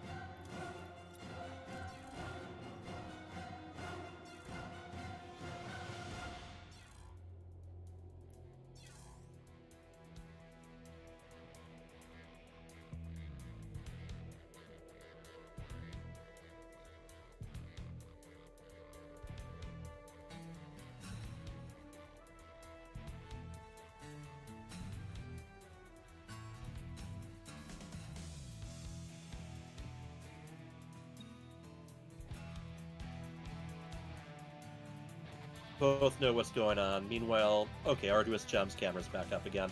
He said he's using his iPad, so... Okay.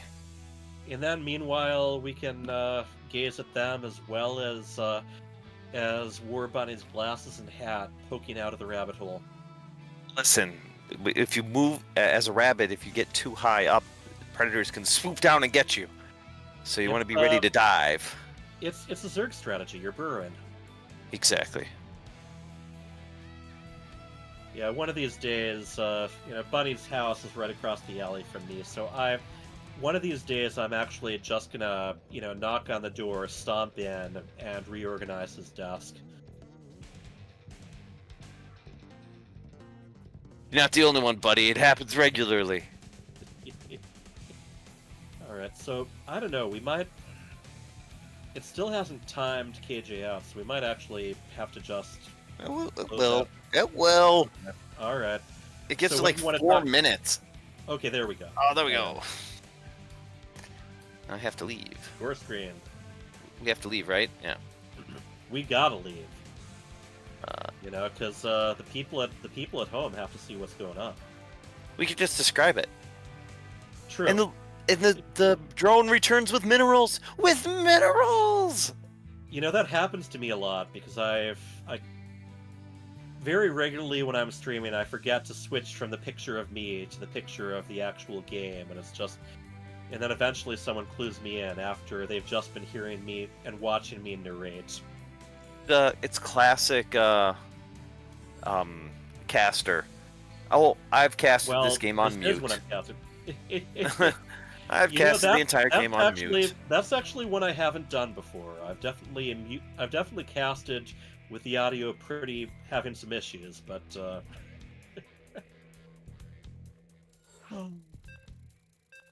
but yes, there's. Let's try this again. Let's try it again. Torches, people. Nobody dropped. We tried to play on torches before, but it went out. Nobody dropped yet. Quick load. Well, yeah, they already loaded the map before. Anyway, in the lower right, we have our orange Zerg. He is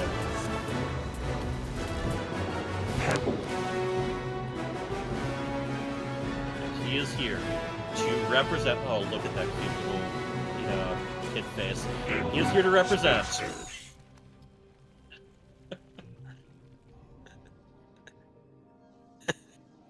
In the upper right, we have our red Protoss. He is, and he is here to fight for the team of Infinite Cyclists. All right, so yeah. I know that. I know that Pebble is much older now. But if you just looked at the intro, it looks like a gym bro is about to beat up a baby.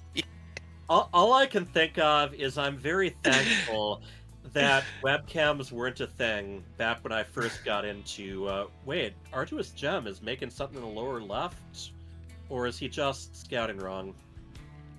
And I guess I need to correct myself. This map has a healing shrine as well. But yeah, both players always start on the right side of this particular map. Yeah, look at that. There's a healing shrine right there. Nerd. Didn't even know nerd. Who picked this map? I think I just picked it randomly because neither of them were getting back to me. Oh. And at the code B level, it doesn't make that much of a difference. I was going to say, at the code B level, you don't want things like mineral walls and healing shrines and... It'll be interesting to see how they deal with this because I like the lower level watching lower level gameplay. It brings me back to a more innocent time, and you get to see. You mean yesterday for you? You don't generally see. Well, Brood War especially. Brood War. I think it takes something away if people know what they're doing. Hey, one thing I want to say is. Both of them are doing the right things. I mean, the scouting, except for missing the, the actual start locations. Both of them are doing the right things. So, it's the best Code B groups I've ever seen. Yeah, everyone's doing basically the right notes. I like the fact that Pebble had enough extra APM to send his Overlord to patrol his base. I don't have the APM to do that, and he's like, well, I'll just do. And his Now, Overlord's gonna. Double There's got 8 Lings out, adding a Roach Warren and a Lair, so Does he's looking a lot more aggressive. So I'm just curious if this is a thing that he does, but right now he has his Overlords set to conga line around his base. I don't know, his sister Instability, was obsessed with putting the Protoss spray down in the main ramp every single game, so I wouldn't be surprised if... I understand that, but she is near Masters level player. He is a silver level player, and he set his Overlords to conga line. There's a difference, and I think this other one is. I think this other one's joining the conga line. I think it's come back.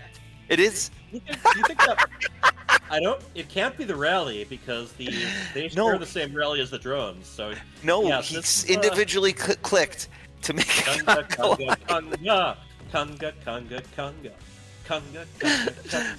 Sorry, I haven't been paying attention to anything in the game besides this. Well, we have a Stargate and a Forge on the way, but they're both playing pretty well for B players.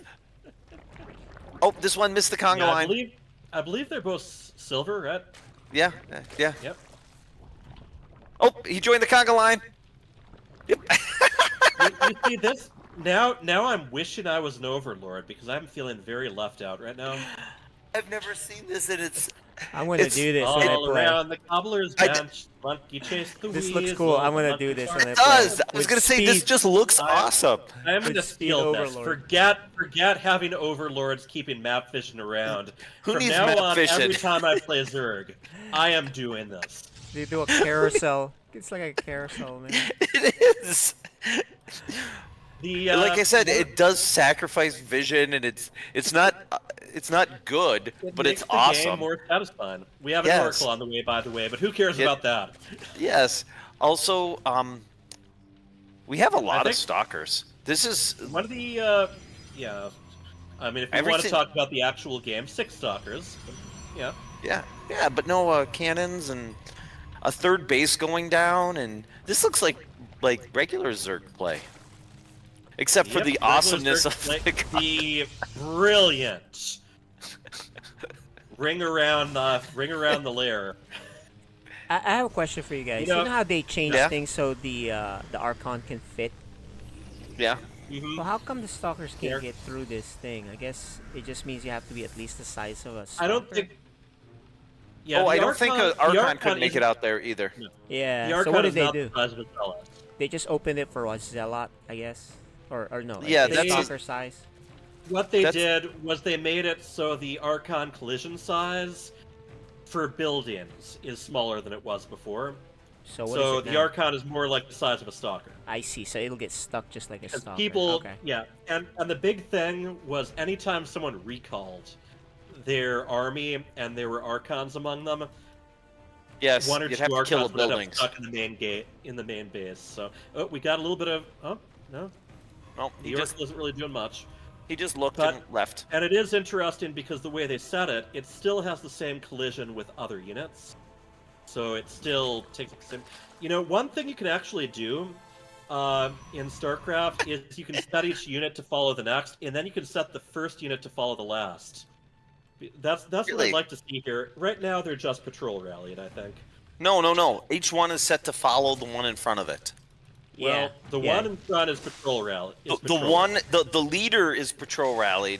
The other ones are set just to follow. Which I mean, obviously. Yeah, you're right. I was wrong. The Overlords do not use the same rally as the drones. I'm incorrect there because I've been playing so much co-op lately. They never did. The Overlords in versus they always use the same rally as the Army. Oh, speed. He's doing this on purpose. This is his thing. I love it. Yeah. Now the thing about the game is I think he's gonna die to this Protoss arm. Maybe not. But it'll still be a moral victory. I think we should get a point for this. He's got a decent number of roaches and the Hydra. He has enough Hydras. Okay. That's what I was worried about. We got a revelation and then just backing up. That's actually really good control for a silver player. Yeah. Yeah, well, it's important to know when to attack, even more important to know when to retreat. Wow, he also has a lot of overlords. In the campaign, I don't think he should be. also. I don't think he should be doing. And Maybe. he did get in range of the shield battery and warp some more units in. Okay, he did turn around. Yep. Maybe he should look for Now, a third, because he could go kill the third right now. One thing you gotta say, Pebble has a much bigger army supply right now. Definitely less tech heavy. Oh, except the lurkers. I think, or no, those aren't lurkers. Those are ravagers. I was gonna say he doesn't have a lurker den, so No. unless the Overlord dance allows you to get extra tech you don't normally have, which it should, by the way. I will be, for the record, I might or might not be on the Balance Council, but if I am, I'm going to tell them that right away. Right, obviously. I think that's the most important Zerg thing. Break. He can, this is huge army. A lot. Yeah, right at the door. Yeah, but the thing is, it's still up a ramp. He has no observer, and that's going to be the juiciest of. Oh, it's not that big. No, we're going here. He the control. If he would have just attack moved, he picked I think something too far back. And here's one of the things. Ooh, those vials landed though. The stasis ward has a little bit higher priority than it used to, but still not top priority. He doesn't have ability to see it. I think this is just going to be a moving the rest of the way in. There's no nothing that shoots up, so he does have to focus on killing things. Interesting thing. This is GG. classic. Yeah. Just to point out, although it's all said and done, yeah, he got Roach Burrow movement, but not Burrow. I've done that before myself. Oh. But yeah, you notice they have little spikes on them. That's a visual indicator. Alright, Leyline is up next. I'm just excited to see some drones dance. Hey. Are you guys gonna take time to coach in between? Or no? You may want to talk. Yeah, let's do that. All right. Okie dokie. Yeah, because Code B could definitely use it. So we'll give you guys a minute. We'll play a different video while you guys talk.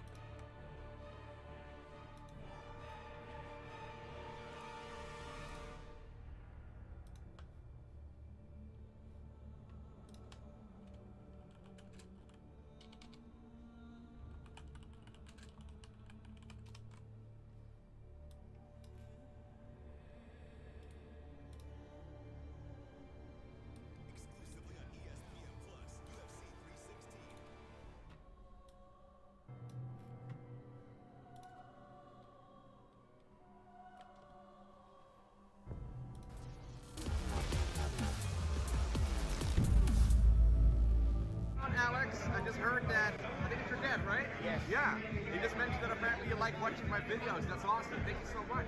Instability, Stu Blue, and Neutrophil. Good luck in the FSL. Protoss Power. Hello, Meadow. Thank you for being my fan. I hope you can keep cheer for me and have a nice day with StarCraft. For you, Meadow. Hello, Meta. Keep playing StarCraft 2. Hope you enjoy the game. Hey Dark man, keep playing Turk, it's fun and hopefully you'll get some good results. I'm cheering for you.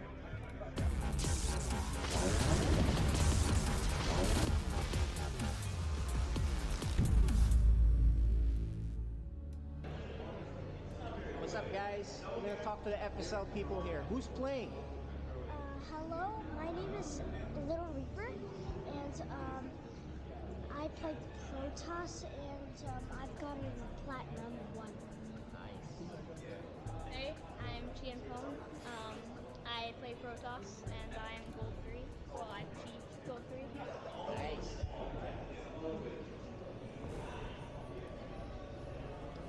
Hey, what's up? Tell me your name, game name, your ranking, what race you play. I'm Okay. Yeah, we talked a little bit of army composition. Plat 1, I think, yeah. Nice. And here. Hello, I'm Ethan. I go by ET. I play Terran. I'm like Silver 2. So Nice. Menace, Zerg, Diamond 1. Alright. Okay, Bunnies, I need you to accept the invite. Bunnies? Tell me your game name, your race. He's not back yet, I what guess. level are you? Oh, he stepped away from. Okay. Well, there you go then. Oh, I didn't even realize we're in an intermission thing. Okay. It's okay. I am a It's okay. Silver 1 player. I don't know my MMR. I'm a Terran.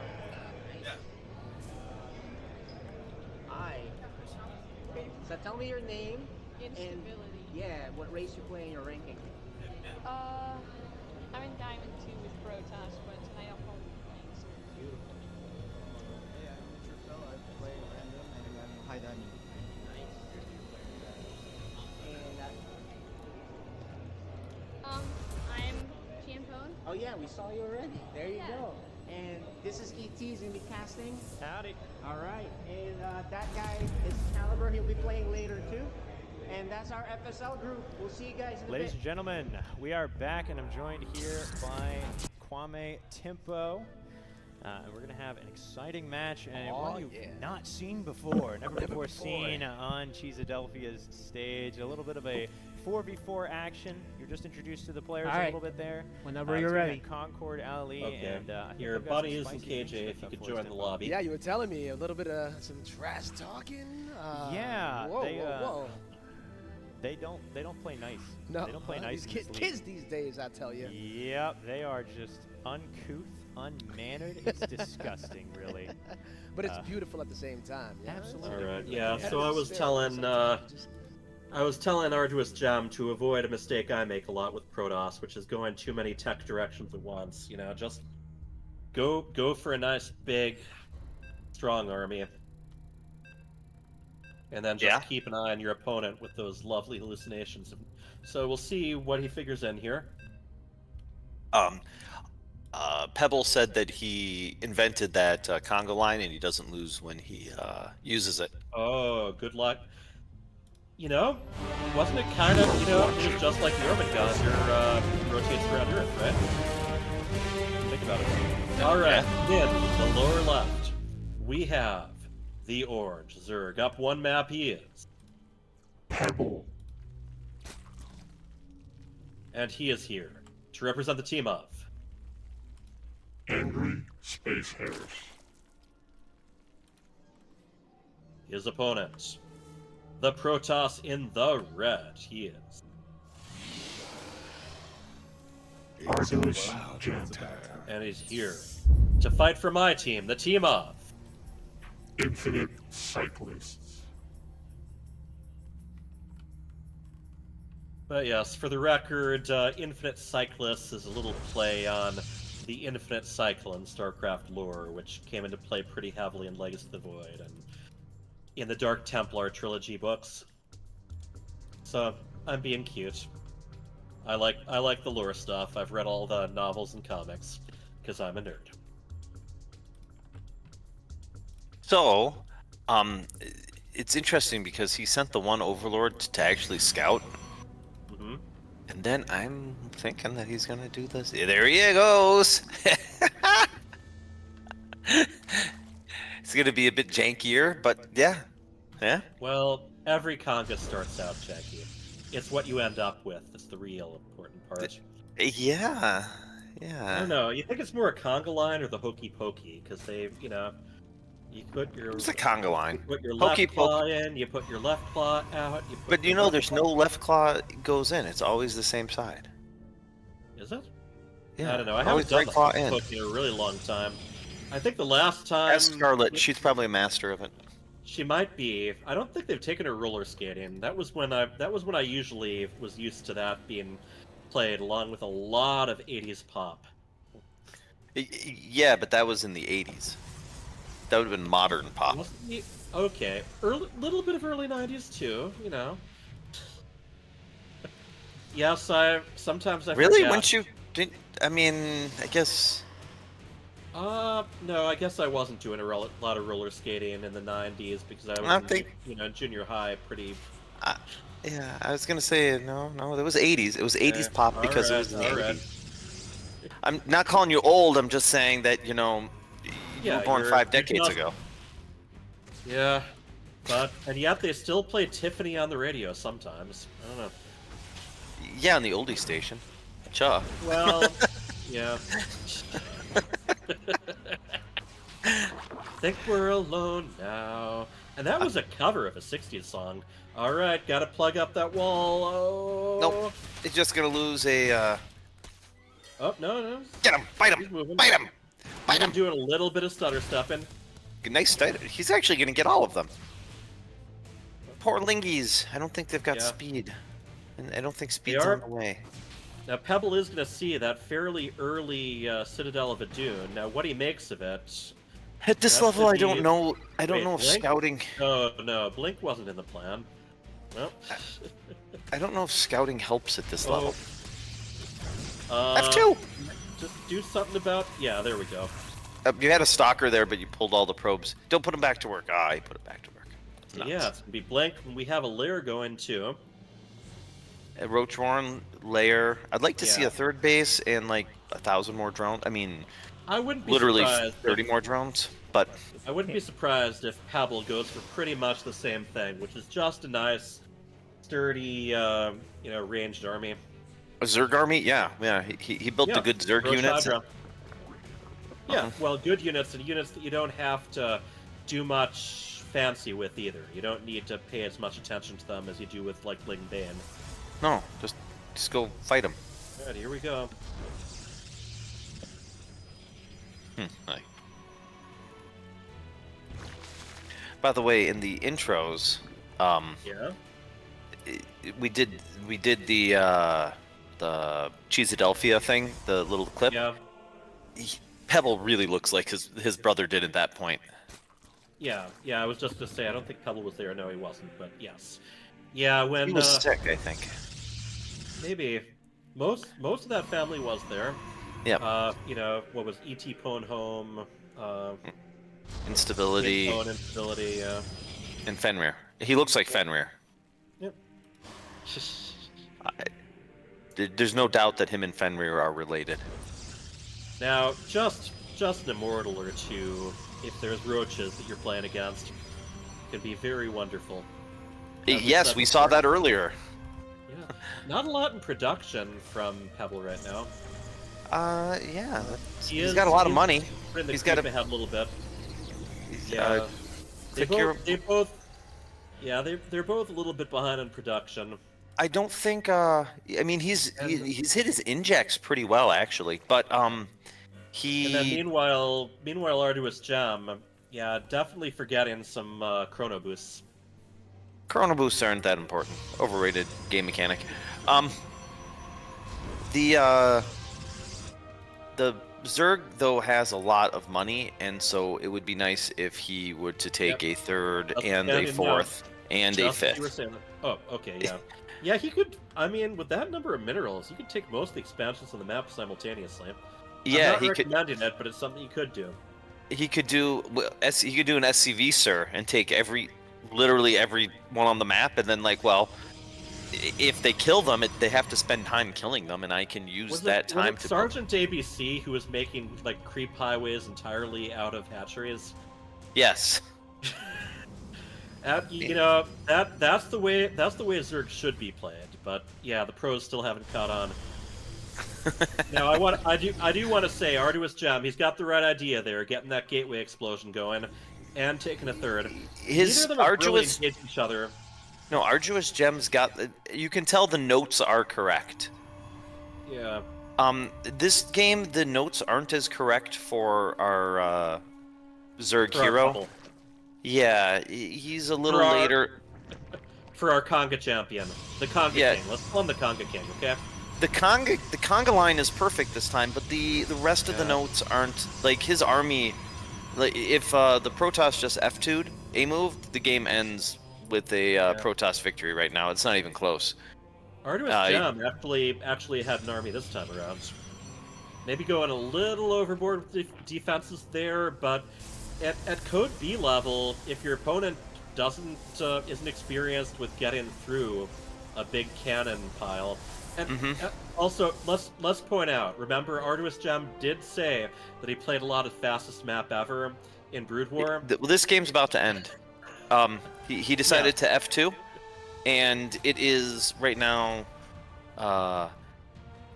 6 roaches and 6 lings versus 3 mortals, 9 stalkers, and a sentry. And that I don't know if you know this, but the 3 immortals probably solo all of that. So, yeah, I don't see unless he. And again, he got tunneling claws. I don't think you know.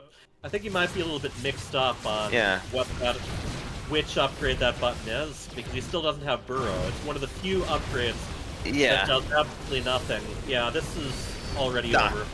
Yeah. This upgrade does absolutely nothing without another upgrade, aside from the cool spikes, which are, pretty stylish. Yeah.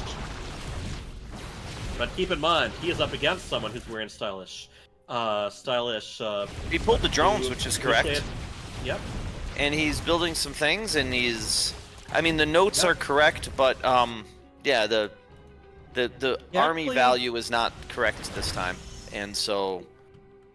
Army the value Protoss... isn't too bad. It's the tech. Those roaches. No, the roaches. I mean, the supply counts. I mean, the supply doesn't. The supply lies quite a bit. The soup lies. Yeah, especially with roaches, also with versus. Roaches versus immortals. It's not. That's not how you want to be. And now it's 3 based to 2. And I like leapfrog with the spine crawlers though. They mean, won't last long against immortals either, but I do like it. One of the things is Arduous Gem is letting him off the hook. Yeah, he's not pressing his advantage. He is getting a Warp Prism, which will be very nice once he does move ahead. But right now, I mean, now Pebble is actually ahead in army supply. Again, soup lies, but... yeah.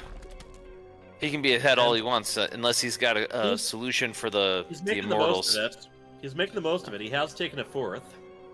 No, Arduous Gem is getting ahead, went ahead, get ahead. Exactly. You got the advantage. Go ahead and press it. But on these lower level games, one of the things that's important to do is know when to like, hey, your army could have absolutely wiped the floor with his army. Mm-hmm. Yes, being able to make those Ah! Well, that was well done. That was a warp prism that was kind of sleep floating. Yep. And you can tell he doesn't. He's not F2ing anything but sleep floating. He's Arduous Gem isn't F2ing, which I know is a thing that like they tell you never F2, learn to but like sometimes F2 A move is a pretty good. I mean, it's a pretty good thing. Sometimes a bunch of defensive structures are pretty nice too. It's one of those things that, they tell you, oh, as soon as you get, you don't want to do that, but then sometimes you do. All right, here comes some biles. I mean, they're landing. Those are nice blink. Yeah, those were really nice blink micro. Right. For a silver player, that was great. Yeah, 4 immortals and Harding S blink micro.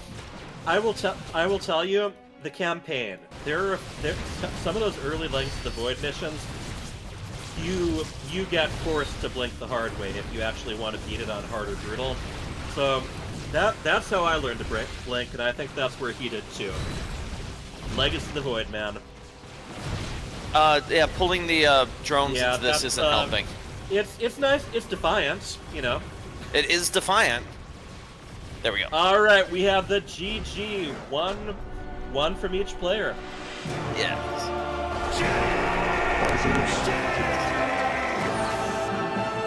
Infinite cycles. All right, each player took a game. Those were really interesting games. Definitely very different between the two. Arduous Gem, very good army production there on the second game. And beautiful blink micro. Yep, I was just saying, there are a few missions in the campaign where you just absolutely have to get your blink timing down, and I'm willing to bet that's where you learned a thing or two, right? Certainly how to move my mouse around really fast. Oh, yeah, there's that. And my fingers. Yep. It was good. Yeah, Pebble, very effective push the first game. And then I think there was something War Bunnies wanted to talk about, something like your Overlord positioning. Yeah, Conga line was the best. Yeah, do you have a name for that kind of Overlord formation? We were just calling it the Conga line. That was the general name for it that was invented. It was just the Overlord conga line. Okay. Yeah. It gives extra damage.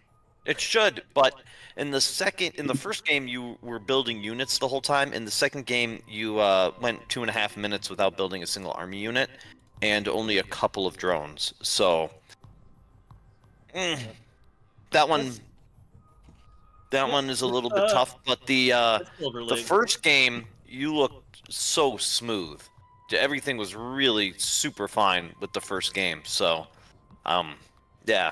It's a good split. It was both of you have it in you. But yeah, it was interesting. Both of these games, one or the other one, you both looked really, really talented. The second game, Arduous Gems, Blink Micro, his decision making was really good. Everything, all the notes were correct, and you could definitely tell his army movement was really well. And in the first game, Pebble really made the right units, had a really smooth, took the bases on time, droned them up correctly. It was really nice. So, quick question for Pebble. Pebble, Yep. you know, your brother's Chimpo, when he was playing Zerg, he was doing all kinds of weird stuff, but you seem to be doing, minus the carousel, right? The right moves. Did you get some training from the oldest Zerg there? Yeah, ET did teach me a long while back. That's basically the build I use. I one see. that he taught me. Yeah, so he started you off the right way right off the bat without experimentation, but then you snuck in your Overlord carousel. That's great. And hey, Bonnies, can you go over to your team chat and just verify who the 2v2 players are going to be? All right, we'll be we'll be right back, I suppose. Good job, guys. Good seeing you guys. No, we're from our sponsor. I live to conga another day. That's right. It's 4-2. So this team league match could push us into ace match. Yeah. Yeah, 2v2. All right.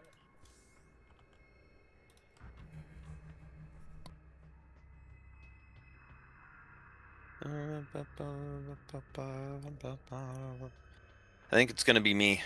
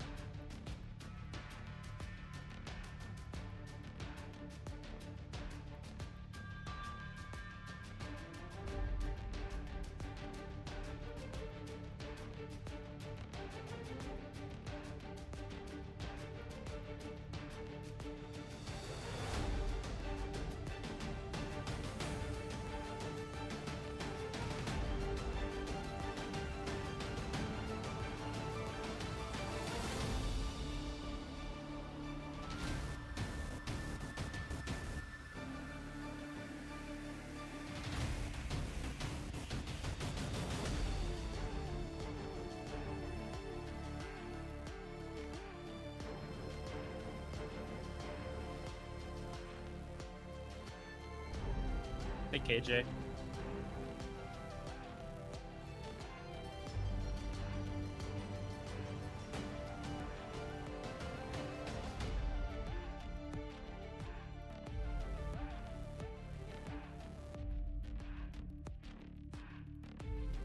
Okay, so Hello. Bunnies. Yeah, Hooten Times to be teaming with Bunnies Nice. instead of Chatomic, who actually had leave. You know, he's over in France, or maybe he had to go to bed. I don't know. Either or. That's why we have Yeah. backups. All right, here I'll move everyone to chat then. We are live. We're good to Okay. go. Yep. Okay. Okie dokie. Bunnies, are you scared? A little bit. I think you guys know me pretty well.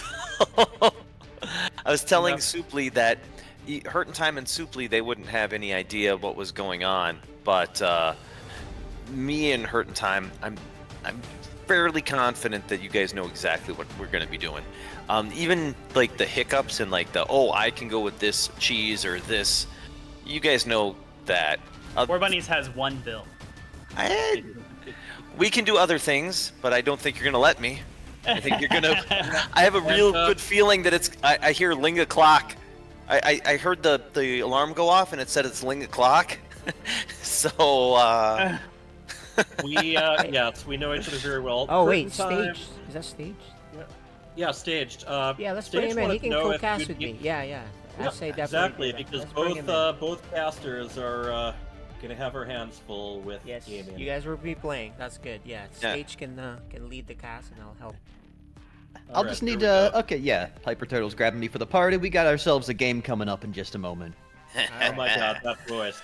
You sound like you've been doing this since you were about 6. he sounds like State a little bit. Yeah, I can see All it. right, I can take that. I can take that. Put I him can on be a happy plane. with that. Heck yeah, Staged on the plane. Yeah, the new State. You guys can. Caged on a plane. Get out of here. we've definitely had times where someone was asking, "Oh, can I join in the cast?" And we do, and they're like, they, I think he's can't gonna think make of Blink it. Stalkers. They leave something to be desired. That's the diplomatic way of putting it. Sometimes there's all these things that you think about what you want to say, and then when you actually get thrown in there, you end up freezing up a little. And I don't think we're gonna get that from Staged. Yeah, Stage is by set. the way, make sure to join the lobby. Stage is set. Stage. Oh my Just god! I in didn't the even do stream that if on you haven't purpose. come I up did on not it. even do that on purpose. But at least now he So- also watched the VOD and he knows how we kind of, or at least the live stream. He knows how we do the intro, so he does his special voice too. So he kind of do both of them at the same time. Okay. All right, I'll see if I can get the timing right. voice. Yeah. So, Freedom, if you could also join the lobby. But yeah, this is going to be interesting because Greenpire and I have to win 2 games both of these in order to go to the 8th match. That's right. So this is it's going to be pretty tense at this stage of the competition. You can't do that. You can't do that. This is not okay. Staged and Hyper Turtle should have fought Hurt Time and Greenpire.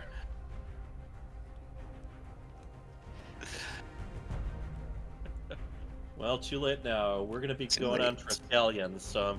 Are you playing Terran? Terran? Let's see. Yeah, I guess I am. Okay, dokie. Alright, so we are going to be moving the teams into their chats, and then you won't be hearing from me for a little while. Let's get these nerds. Good luck. Good luck. Good luck. It should be a really fun match to see.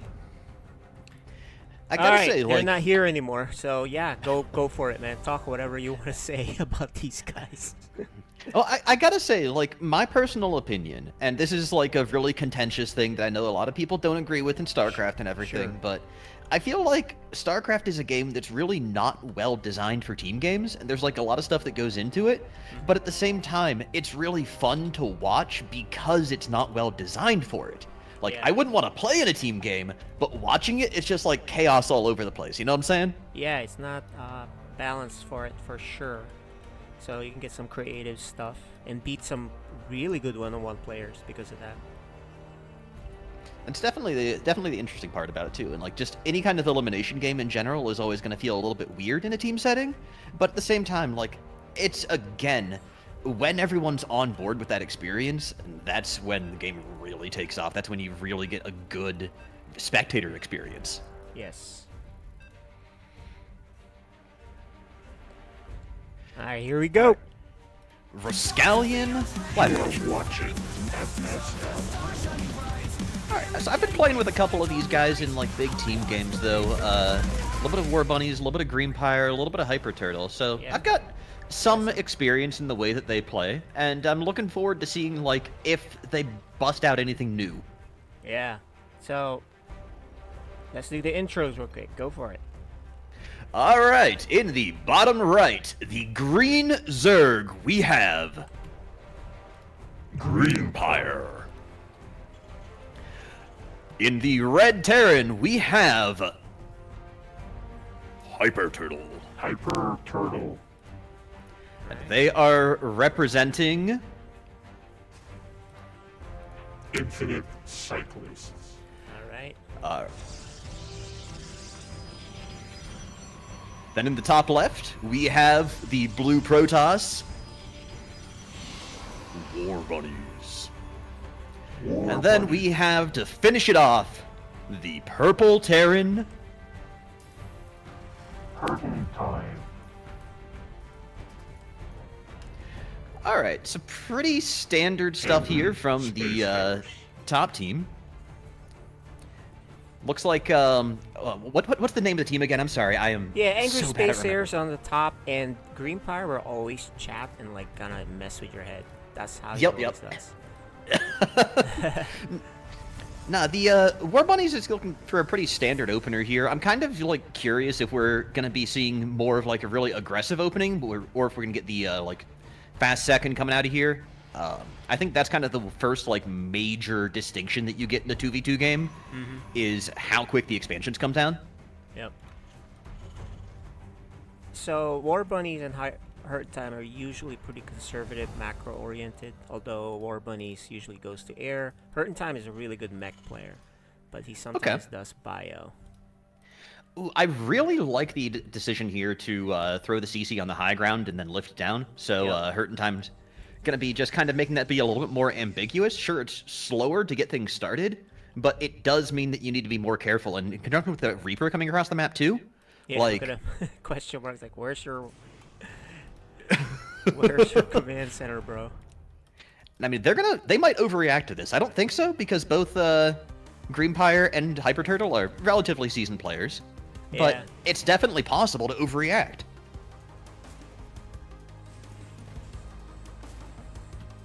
Reaper jumping in, putting some damage onto Hyper Turtle. Might pick up, nah, not gonna get a worker. And yeah, we have the other Reaper coming back here. Hyper Turtle is just gonna defend this off. Oh! Does pick off the SCV, but not before he finishes up the building. Yeah, you know, Hurt Time is a solid diamond player, so he's pretty good. Hyper Turtle plays all the races, but I feel like his Terran is his weakest race.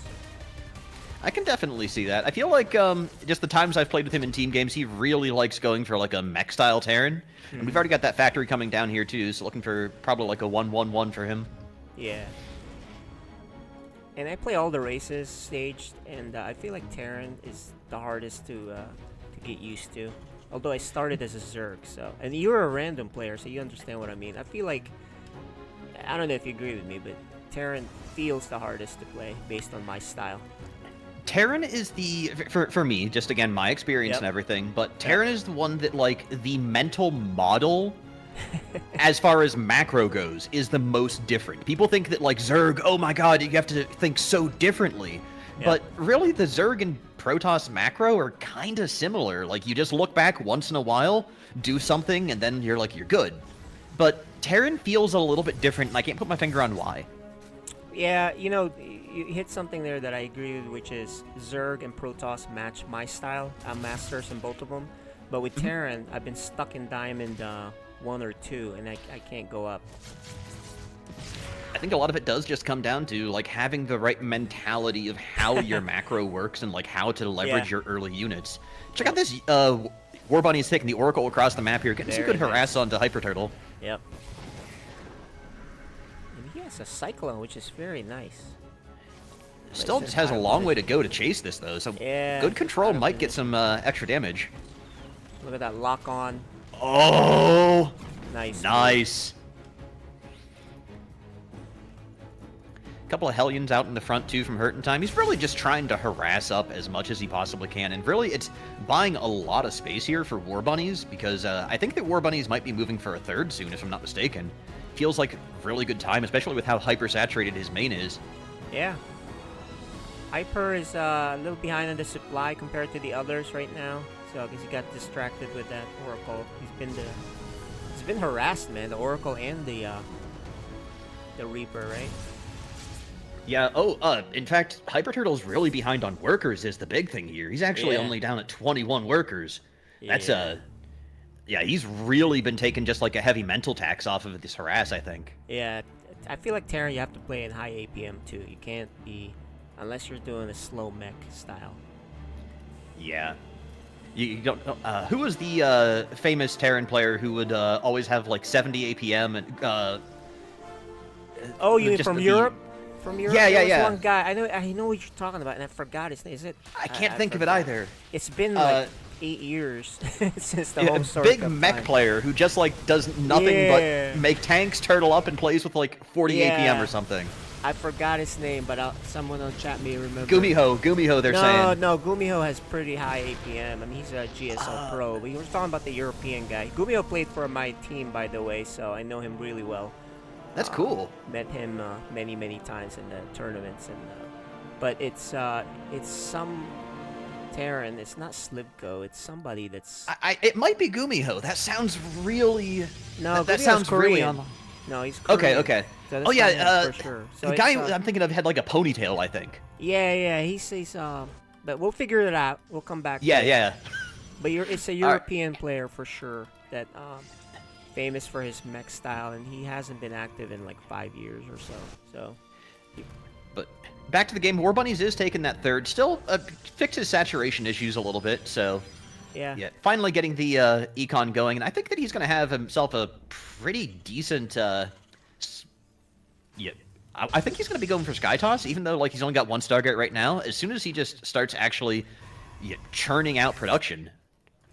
Yes. Yeah, he's going to second Stargate. Yep, that's his style. He wants to get there. Greenpire, nice job expanding. Very good with the Lings. Hyper Turtle's catching up. You know, he fell behind a little bit, but he's catching up. So it's all about timing here. They have to work He's still together. only at 30 workers, though. So yeah, like, it takes a while for him to. Yeah. He's got the mules, though. The mules make a big difference. That's true. And when I look at his production, he hasn't stopped making SCV, so that's the good news. Yeah. And on 3 base as well, he can really start just powering that out.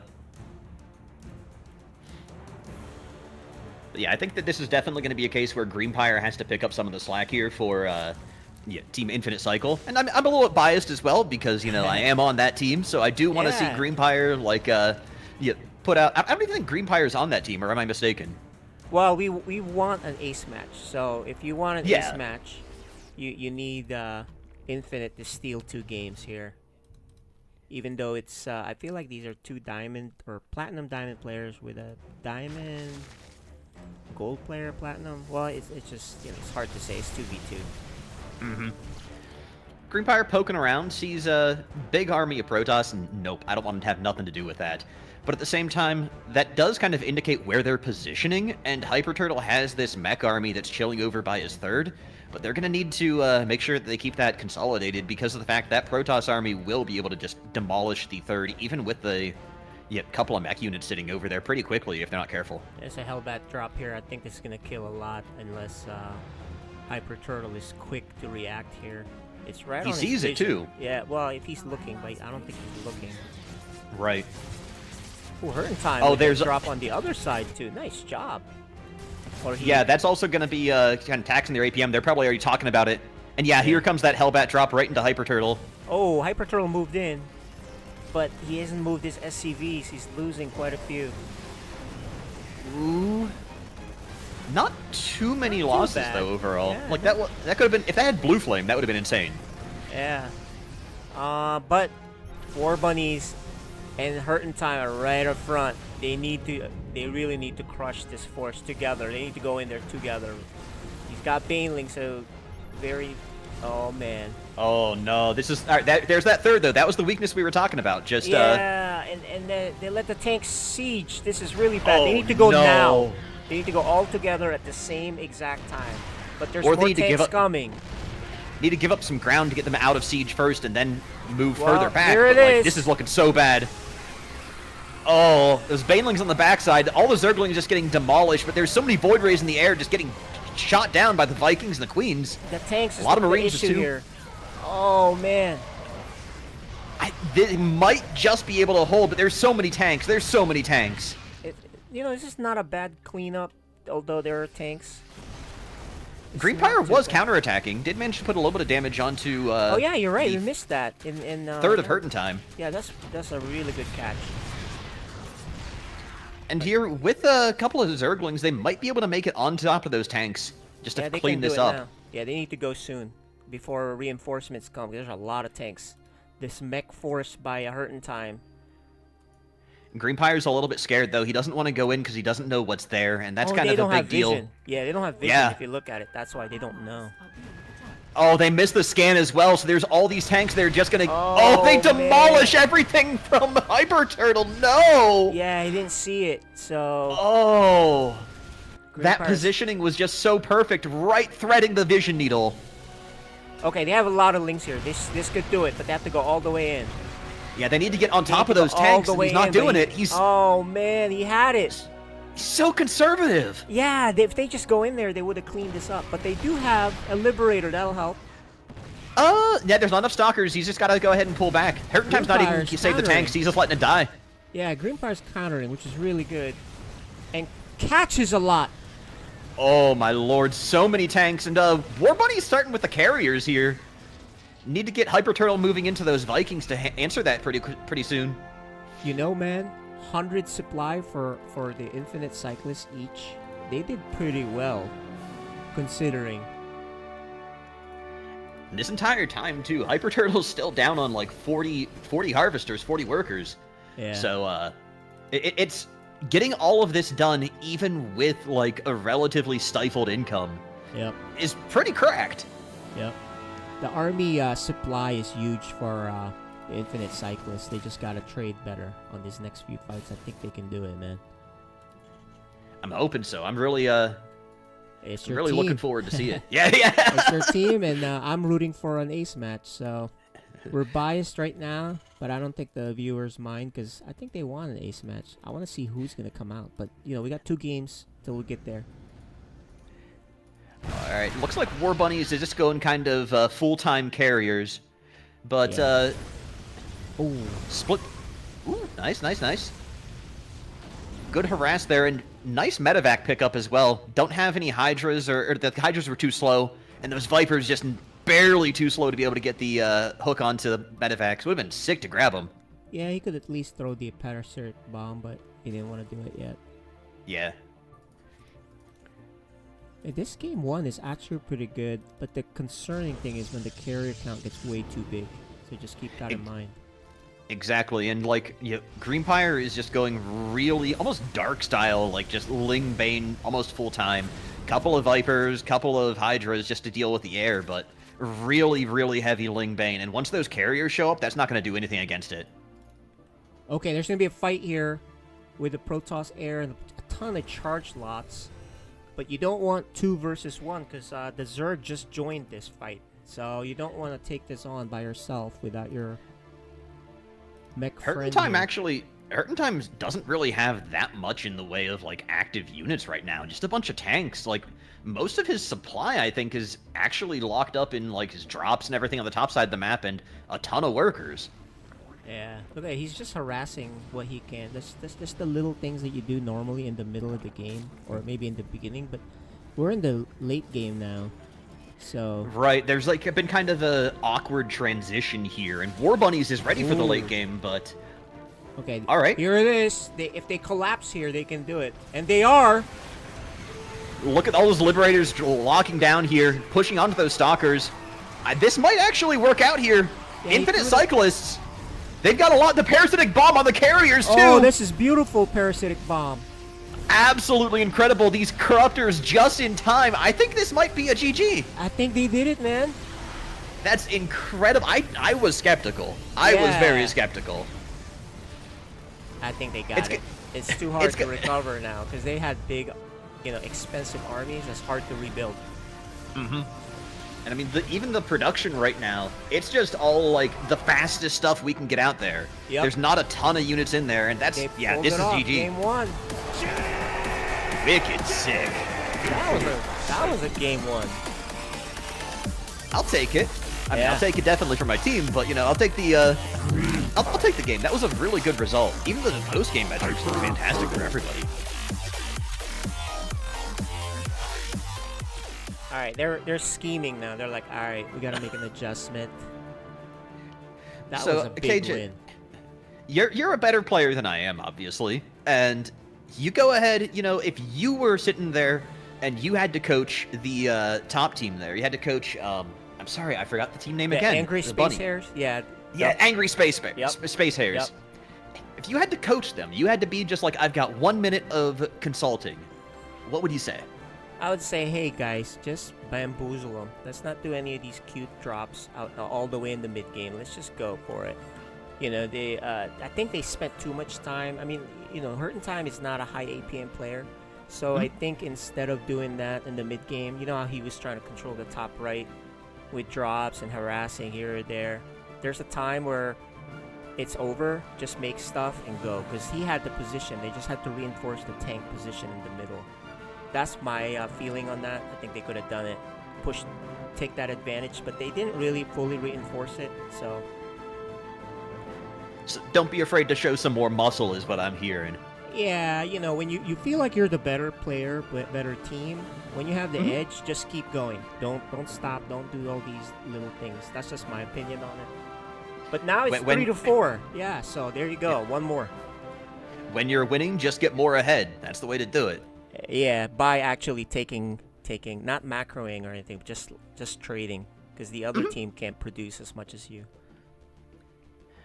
All right, I'm excited for this. I hope that these players are ready though, and I hope that we do see a little bit of that adjustment, because like you were saying, even with the hairs not being like necessarily the highest APM, I saw War Bunnies was a little low there too that game, but like I feel like there's definitely a lot of the positional play that they did do a pretty good job of until that late game. You know, that's a good point. War Bunnies is notoriously low APM player, and I know Hurt in Time is a super low APM player. So just keep it simple and keep going. So we'll see what happens here. All right, here we go. You are watching You want to start us off? You want me to? Yeah, go for it, man. You are right. the FSL voice at this point. Fantastic. In the bottom right, we have the Red Terran Hyper Turtle. Also in the bottom right, we have the Green Zerg. Greenpire. And they will be representing Team Infinite Cyclists. In the top left, we have our blue Protoss, the one and only War Bunnies. We also have our purple Terran, Hurt in Time. And they will be the Angry Space Hares. Angry Space Hares. You know, Greenpire, man, he carried his load that last one. He was active, he was expanding. He always does. Like in team games, I feel like this man is an absolute menace. Yeah. Very active on the map. His creep goes everywhere. He takes every single base. It almost feels like it chokes you out as a teammate, even. Mm-hmm. Yeah, because of the creep, and he owns, like, hey, man, leave some room for me to expand. Hey, man, can I kill one of your bases to take it? Thanks. Yeah. I usually kill the tumors if it's in my way. I was like, I gotta kill this. I don't know if you ever take a look at the hotkeys that people put down like at the start of the game and everything, but I took a look at Hurt in Time and it just cracks me up because he's got like 9 hotkeys of just his command center. You know who does that? Protoss players do that too, and I don't really understand why they do that. I don't know. I've seen pros do that. I don't understand it, but they do it. So might just be like hand warmers. That is kind of a big thing. But if you're not like a really fast player, I think that like maybe it's just to get your head in the game. We'll have to ask him. Yeah, that would be a really good question afterwards. Hurt in Time, drive off a scout, and he's got Reaper going to be crossing up the map here, so a lot of just like little harass stuff out of Hurt in Time, which I find really interesting because again, like you talked about him not being the highest APM player, but he's really trying to be so active in the early game when not necessarily having that headroom can make the multitasking be really taxing. Yeah, as long as he is not late on doing things, he's not slowing himself down. Especially in the early game, there's not a whole lot to do. It's mid to late game when he keeps doing it and you have low APM, then it's, you know, it kind of messes with you. Oh, good surround there from Greenpire. Just bad positioning for that Reaper. Yep, but he, you know, Hurt in Time is still on time with the rest of his building, so it's not too bad. Nah, it doesn't really affect him at all. It's an interesting phenomena that I'm observing. You know, it's not like a criticism. Yeah. He's a good player for sure. And I like the you're just kind of juggling the add-ons here as well because we're going to be getting those Hellions coming out right away from Hurt in Time. They don't have any units except at the top. War Bunnies needs to help out here. Bit of a delay. Can he kill this command center? No, he shouldn't. Oh, Oh, he got the does cancel. It was force a canceled. cancel though. It's too risky to keep it low health, and then you lose 400. So Hurt Time's like, I'm just gonna cancel it. Yeah, only down 100 minerals though, and for the extra space there, and like as opposed to going in and killing 2 workers, I think it's perfectly fine to lose the CC. It's not great, but it's not the worst situation that you could have. Yeah, the mistake he had there was he lost his Reaper and he didn't have any units, and he's putting down his 3rd command center. That was incredibly greedy. So yes, that's what happened there. I mean, you could, it's a team game. You could have said, hey man, I need you to protect, I'm going to take a command center, go down there. That way it's safe, but he didn't do that, so. But here's an Oracle coming. Let's see what happens. Oh. All right. No, backing off might have just been an F2 mistake. That was an F2 mistake, definitely. Man, he elects to be seen. I was like, yeah, let me show you guys this. Oh. And that Cyclone's already out there, but not going to have Hyper Turtle able to make it down to the low ground this time to defend, so, Yeah. Alright, yeah, driving away. He's just going to get the siege tank? Oh, no, this is a War DPS Bunnies. race. Oh, but he does get the siege tank, so at least he got that. I think that's actually a bit of a win, because, like, if you bring the Adepts in now, the Adepts can wreck some havoc with no siege tank there. Yeah. But, you know, War Bunnies, he's low APM. He actually doesn't like to make oracles. He does it so he's not, you know, they don't heckle him? They don't cheat, I guess. You know, like, okay, Gotcha. yeah, Yeah. I'm not going to make an oracle. So he does it, but he gets something out of it. But he's not going to, you know, he hates to do it. He's keeping them honest, I guess. He could have gotten a lot more value out of it, but at the same time, you know, this time it's going to be Hurtin' Time going in, running by all the queens! Alright, how much damage are we going to get here? Doesn't look like too much. Well, nah, he's just running away. He should have been surrounded, so he's lucky to get out there. Definitely. A lot of queens up front for Greenpire. Yeah. This is kind of like how he really gets that crazy creep spread in these team games and everything. I think he's going to be taking his 4th in just a minute, actually. Yeah, and this time Hyper Turtle isn't harassed as much, so you can see he's not super far behind like in the last game. Yeah, he's pretty on par. Still a little behind, but I think it's just he really likes to turn everything into orbitals. So does put you a little behind on workers. Yep. Makes up for it though in all the mule count. And that's the one thing that I do see is like his mule calldowns are always really, really spot on in these games. It's why his econ is actually ahead of the other 2 players who have more worker count. Yeah, and he keeps making SCV, so that's actually pretty impressive. I may revise my ranking on his Terran being his worst race. He's looking much better here. And he's been playing it so much, been putting a lot of practice. Like, that must be StarCraft it, is a game that's all about getting the reps in. Yep. War Bunny just has the Observer chasing the Hellions around. Thing about it, though, is like there's not really anything to observe there, so I'd really rather him just like post it forward and drop it in the surveillance mode. Yeah, I think this is looking really good. Like, there's a very good defensive posture right now for Team Infinite Cyclists. And the Angry Hares, like, we have War Bunnies transitioning again into that Sky Toss mood, but, like, right now he's got a couple of Immortals, he's got a couple of Zealots and everything, just like this kind of hodgepodge of nothingness. And meanwhile, Greenpire's on his 4th base already and, like, doesn't look to be showing any signs of stopping. Yeah. I feel like the top team really wanted to go for a timing attack and haven't done so. And oh no, I just looked and Hurtin' Time has no workers in his main. He has no workers in the minerals in his main. I guess what happened there? Did he move it? Did we miss? I think it was a bad Maynard. But he moved it and he grabbed everything because nothing died, right? Yeah, that's just really weird. Yeah, I'm looking at units lost. He didn't lose that many, so he must have. Yeah, it just must have been like a migration mistake. and hasn't like redistributed everything. Yeah. Oh, these are Blue Flame Hellions. Oh, now we're talking. Greenpire's gonna finally have to do something besides Mass Ling. Yeah, this is definitely the anti-Greenfire army. I want to like look at his cam right now and like just I'm not looking at the stream, so I can't see if he's got like just the biggest look of disdain on his face. Yeah, he's concerned. You can see it in his face. Oh man.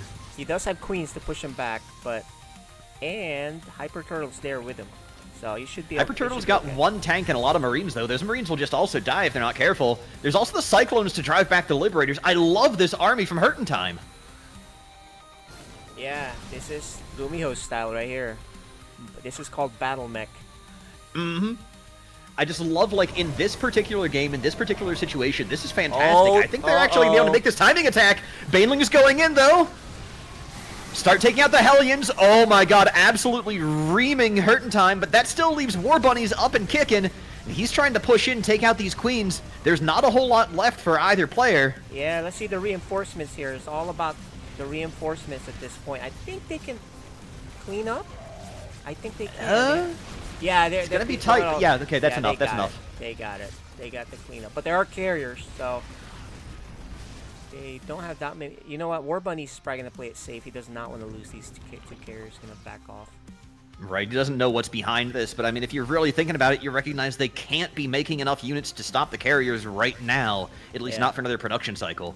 But they keep going. Hurtin' Time and them are still pushing, which is the advice I had, right? Just keep it simple and keep going. There's a nice counterattack of Lings by Greenfire. Gonna ransack War Bunny's base. Is he gonna lose that Nexus? I think he's gonna lose the Nexus. He's gonna recall, but I don't think he has enough to save the Nexus. No, yeah, the Nexus is gonna go down here. Oh no, but he backs no, off. he's not committing. He's not committing. He's not committing. He's like, you know what? Let's not do that. We made him back off. That's enough for me. Yeah. I think that works. I mean, he just doesn't want to lose everything because of the fact I feel like having seen those carriers, we're going to see Greenfire going into like Corruptors or like getting a little more teched up. He doesn't want to lose the foundational army of the Lings. Yeah. This is a pretty good match. These guys are pretty evenly matched. A nice Liberator harass here. But he should have focus fired on the tanks. He just kind of let it shoot the Marines, which is not what you want. Good shots from the tanks from high ground here. Yeah. So the last time Greenfire attacked, his Banelings didn't go in right away. He was blocked by the Lings. Let's see his control in this next one. I think we're going to see the same thing happening again because those Lings are leading the charge. I don't know if they're going to be able to make way or not. I think they need to back off to a better spot here. But yep. Here we go. Try and get closer to creep. Hyper Turtle has Ghost in that mix, which didn't really get anything done. There's so many Liberators here. That's the right Baneling hit right now, but the problem is the air. All of these Liberators and all of the air, yeah. Oh, no. Actually, the really needs those Corruptors, yeah. like... This is not looking too great here for Infinite Cyclists, but this is not a very mobile, very high-damaging army. Like, they're not going to rip and tear through these bases yet. 10 more Corruptors going to come out after these 8. I think War Bunnies better be careful. There's a counterattack here by the Lings, which is a great idea. But War Bunnies better be careful. There's a ton of Corruptors coming out. And he's only got 4 carriers in the front line. Those 10 Corruptors and 8 more. Like, that's going to be more than enough to bring this down. He doesn't want to lose Hyper Turtle it. continuing to just play Marines, but that's going to be enough to at least soften the blow here a little bit and start whittling away. One carry about to die. Oh, no. And I think the rest not long for the world. Oh, here we go. Oh, no. One survived. That's gonna turn the tide of this game because remember he's been saving up money to get these. That's the slow goal, right? And yeah, he's got like just starting to warp in Stalkers and everything. Just do something against the air. But again, just when you go even capital ships, this is not Brood War where carriers are instant win. Like you do need to mix up your army. You do need to not have Liberators get caught mid map on move. Oh man. Oh. This might look really, really bad now for the Hares because these Corruptors going in, just sniping down the carriers. They don't even care about the Stalker fire. Who cares if the Corruptors live or die at this point? You kill the carriers. So this is a 2v2 synergy that I noticed where, War Bunnies hopped in. That wasn't the plan for him to play, and they just seem to have as good synergy as Dreamfire and Hyper Turtle here. Yeah, I can definitely see that. And, like, even when they're attacking here, Hurtin' Time and War Bunnies feel very disjointed. Like, they get damage done, they move in smart ways and in good places and everything, but it's never quite on the same page. Yeah, and Greenfire's counterattacks have been timely. Yeah, spot on, really. Just always has a little reserve of lings ready to go and ready to make Hurt in Time just really feel the Hurt Locker. And here we go! Greenpire taking the Corruptors says, I don't have anything more to shoot with them, and take out your buildings.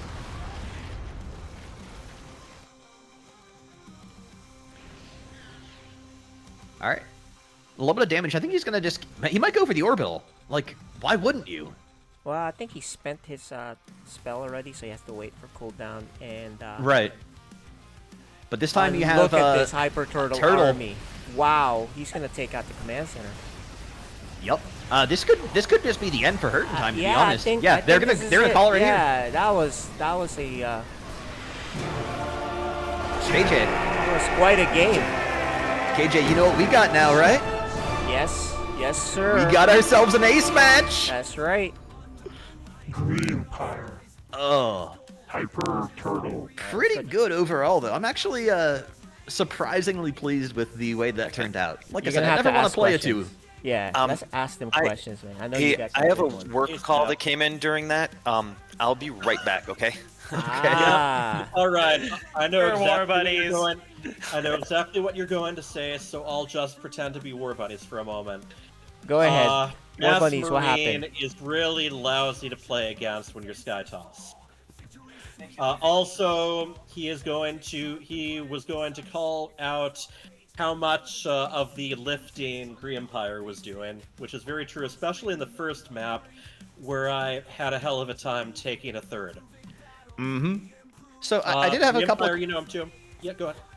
I did have a couple of questions though. I just wanted to kind of bring out. I want to start with Hurt in Time, if you don't mind. I was talking with KJ at the start of the second match, and I think this is just like a habit that you have in like each game, and I think it's really cool. But I noticed that just like at the start of the game, you throw your Nexus on every hotkey. Is there like a reason for that, or you just enjoy it and like get your hands loose? Yeah, no, I just do that, and then that way, if I fat finger something, you know, like. Oh, it always works. I start hitting like 8 or something. It always gets my exactly. I don't want to mess up my macros, so I have that's my backup plan for fat fingering.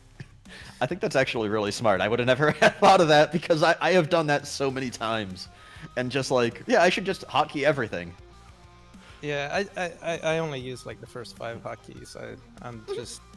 I don't want to stretch my fingers all the way to the right side of the keyboard. So if I go for 5 or 6 or 7, I know I'm gonna get mine. That's great. I do that to myself all the time. I put my Nexus on 0. Ooh. Just out of old habits from Brood War. Yeah. Because in Brood War, so many of the early keys were taken up by control groups of army. All right, so Greenpire, or apparently on the voice call, War Bunny's last brain cell. I gotta ask and everything, when you saw the just huge swarm of Hellions that Hurt in Time had, the Blue Flame Hellions in Game 2, did anything go through your head, or was it just like, yeah, I have this, I've got this taken care of, even though if I get anywhere near that, my army's going to melt? Well, I had the Bane Nest, and so long as he's not mixing in some like tankier stuff, like the Banes can wipe it all out pretty easy. All right, I was just I was under the assumption, like looking at it and everything, I was seeing that, I was like, oh man, I would be absolutely livid because of how very Ling centric your style is. Yeah, it could be a little bit tricky. Like you have to macro or micro a lot more carefully, otherwise you just lose everything. But it's not impossible. Makes sense. And you seem like a player who's just really like confident in everything, and he is so chill. Sometimes I get stressed out by how little he's phased by the stuff that are bothering me. Well, what kind of stuff ended up bothering you this game, Hyper Turtle? We had a couple of things that like I saw that I was just like, oh, from the metrics things look different or things look hard, but what did you think was like one of the bigger struggles that you had between these two games for you in particular, aside from that lack of getting a third base? Game one, well, that was it. And as Terran, I have a bad tendency to be late on my third. Okay. You know, even if it's just floating it out. But when you're teaming up with Greenpire, who is really good with creep spread, sometimes he's too good. And you probably noticed that finally in Game 1, I ended up having to destroy a bunch of his creep tumors just so I could expand somewhere. Yeah, as Terran, anytime where I miss that opportunity to take the third, and the opponents have their window to continue keeping me from taking one, yeah, that's what bugs me. Second game went pretty much exactly the way I wanted it to. We just wanted Greenpire to, do the bulk of the damage while I took care of anti-air. And, it was Golden Armada again, but with a bunch of Liberators added, and I was fine with that, with the number of Marines I was producing. All right, and then back to Hurtin' Time one more time, just because War Bunnies is still not here. I don't know. I guess I don't really have anything that's like a discrete question to ask you about this game and everything, but do you think that there was like any? What's your opinions on the team play that you had with War Bunnies? Have you played with them before, and like, do you feel good about it? Feel bad about it? Do you have any particular thoughts? Not really. I think the first game really hurt us, allowing the creep spread to go around the entire map. We had no detection, and I didn't want to use my scans to kill tumors. Okay. Also, I want to add. Oh, go ahead. Yeah, I was going to also say that I was kind of surprised by the lings, a lot of lings. So that's why in the second game I went more Hellion, but then I still didn't. I made the mistake of not really guarding my third correctly, so I kept losing my SCV, so it really slowed me down in the second game. I guess that leads into a really good question, actually. I do have, just to kind of continue off of this. Is this your first time playing in like organized StarCraft leagues, or are you mostly like a ladder player? No, I've played. I played every season of FSL. Oh, okay. He's a veteran. He's one of the OGs. I'm the new guy, so I didn't know that. But him and Vales were really dominant. They were the champ. Yeah, they were the champ. Before we started moving to more of the league stuff. Then the continuation question I have off of this, because when I play, I'm very much about like trying to think about who I'm playing against and what they like to do. But I know not everyone is like that. Do you ever like take into consideration? I know that Greenpire is a very, very like Ling heavy player, and so you said you were surprised by that, and I was like, huh, that's kind of weird. I would never have been surprised by seeing Greenpire Ling flood every game. I don't think I've ever been in a game with him. Maybe I should be watching the matches from other players. Something I was definitely going to mention. This is a weird little 2v2 match where War Bunny's opponents have played with him a lot more than his teammate did. That's true. They know you. The original plan was actually to have a different player there, but there was last-minute schedule conflict. Unfortunate. So War Bunnies did warn me about the lings, but I misunderstood when he was talking about lings. I thought it was like early game stuff, like maybe 9 pool, lots of lings and stuff. I didn't realize it was like, raiding the whole game. Ling groups all game long, right? So War Bunnies likes the term Greenpire's play as Ling o'clock, which he said that. Which is not a 12 pool rush. What he's talking about is Greenpire building up a whole lot of Lings, and then just getting them everywhere. He reminds me of our old player True. Yep. Okay. Yeah. So had I really understood what the Ling o'clock term means, I would have left several Hellbats and a medevac just chilling at my third base all game. Yeah, it was kind of on War Bunnies to tell you, No, he did. He did. It didn't sink in, bro. It didn't sink in. I got those Lings. Yeah. I gotta say though, Hurtin' Time, we've really enjoyed your mech play. Really enjoyed your use of Hellions and Hellbats and everything. And Liberators too. Yeah, they were fantastic Liberators, and the tanks from Game 1 were insane. Those were so hard to shake.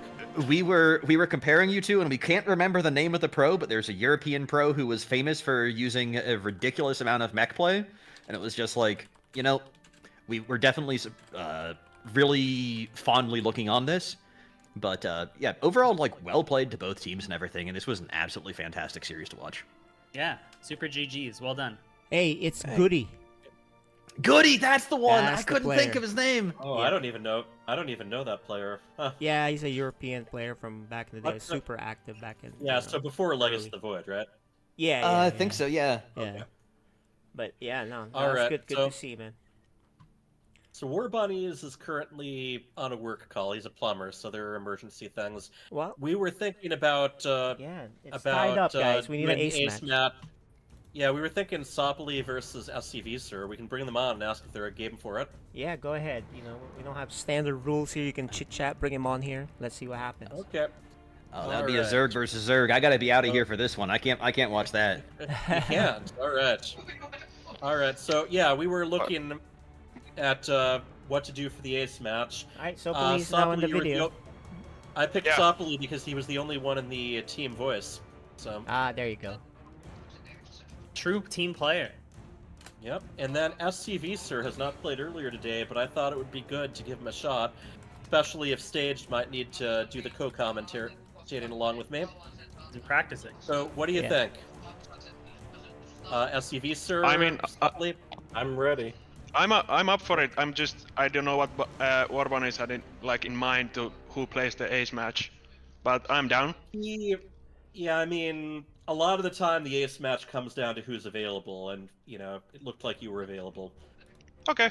Sounds good. We will, as long as you don't have any objections, he's fine with that. I'm gonna help you, Hyper Turtle. ZVZ is very complicated, very subtle stuff. I'll help you commentate on that. So we catch every one of these War tricks. Bunnies might be joining in, but he might have to go off of the stream. Yep. So are both of you in game? Yep. Yeah. Yes, I'm gonna invite you. Yeah, this is our ace match, guys. Good luck. And what map are we doing? Getting nervous already. Oh, me too. Yeah, Sorry one game to win it all. Round. You did pretty well last couple games, so. Yeah, I'm very nervous. This is gonna be really fun, but also really nerve-wracking. And, Well, let's scare him a little bit more than Hyper Turtle. What's at stake in this one game? Your team. If everything rests on this game. whether Everyone worked hard for angry this. naysayers or the. You see, we're riding on one cycle, so if I make this thing fall yes. over, we're all down.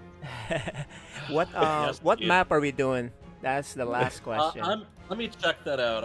I want to see might which as well ones we haven't done yeah. first of all. Pick something that is not too weird, given So, Yeah. Let me check. What about Tokamak? Would you be alright with that? Or Tokamak? Yeah, I'm That's a down. fairly Okay with that. standard one. Doesn't bother me. As long as it's not like Last Fantasy, I'm probably fine with we it. already did that one. Yeah. That's the one map that I kind of hate because you don't know where the opponent is. All right, guys. Good luck. Have fun. All right. Good luck. Have fun. Yep. I'm gonna need it. All right. Okay, yeah, this is SPV great. Sir has been playing with us Minnesota Barcraft people quite a bit.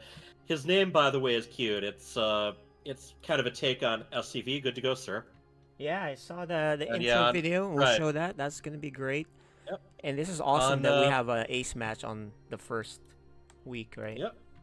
Oh yeah, we got a lot of ace matches in last season. I know that. Yeah. But yes, on Discord it's SCV GTG sir. So, but yeah, we've had a lot of fun with it. Someone says, "Hey, SCV, could you attack over there?" And I always like to chime in, "That's SCV sir to you." That's right. But yeah, great guy, and he just recently finished building his own chicken coop. I meant to bring that up if he'd been in the Code A match, and yeah, this is Code A level. Sopoli returning from earlier. Yeah, so Sopoli is with Angry Space Hairs and your guy. You chose him, he's your buddy. Let's do it. Yep, ZVZ. And yeah, that portrait. That's a Zergling and the Witch Doctor mask from Diablo. Wish I got that one. All right. Collector's edition, no digital purchase. All right. In the upper right, we have the green Zerg. So poorly. Evolution complete. And he is playing for the team of... Space Harris. Ooh, hatchery extractor trick. Ooh, double extractor trick. Okay, gotta get my attention again. Purple Zerg in the lower left, he is. SCV, sir. Good to go, sir. And he is playing for the team of... Infinite Cyclists. So I you should know also how? men- Yeah. yeah. Go ahead. I was gonna I should say, you also know how mention FCB Sir has been getting a lot of tips from Green Empire.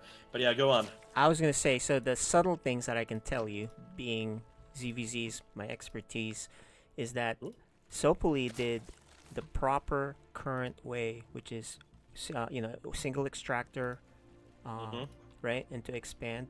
Your boy SCV Sir does what I love to do, which is double extractor trick, and I did some testing on this, and it just works well for what I like to do because I can throw down a pool, get the overlord. In ZVZ, you actually just get the overlord, and he did exactly that. So this is pretty cool to see someone else. I've never seen anyone else do the double extractor trick. There's actually a cast about it. Yeah, there's a cast about it when I played at Cheesadelphia, and Fear Dragon and Zombie Grub casted my game, and they laughed because I keep doing the double extractor trick because it looks cool. It may not be the most optimized, but there is a purpose for it, and I'll explain that later. You definitely have to be very high level to make for it to make the biggest difference. But as long as you got it part of your build, it could work pretty well. Goes all the way back to Brood War, that one. Although Brood War usually only had one geyser to do it off of. Yep. So. All right, look at them both making 4 Zerglings at just the same time. Yeah, they're making 4. And Sopoli, from what we see, he's normal. Sopoli is actually supply blocked right now. He does have a overlord that's 3/4 the way done. But I was just gonna say, he could have done that extractor trick again. Doesn't have to just be at the beginning. At the in very late game, I haven't seen it recently, but it is possible to turn half your drones into spore crawlers and then back again after you queue up a few more units. Yep. Okay, Sopoli on the attack. Yeah, SCV Sir, I think he's gonna go roach-based play because he hasn't gotten his speed. Oh, he just forgot then. He just forgot because he's very late if you look at it, and he is getting a Baneling Nest. And that's a cancel. Well, Sopoli is comfortably building up. Yeah. SCV Sir make the Baneling Nest right now, yeah. And he loses his Overlord on the other side, so he's very nervous, as you can see, because he's made a couple of mistakes here, forgetting his speed, losing the Overlord.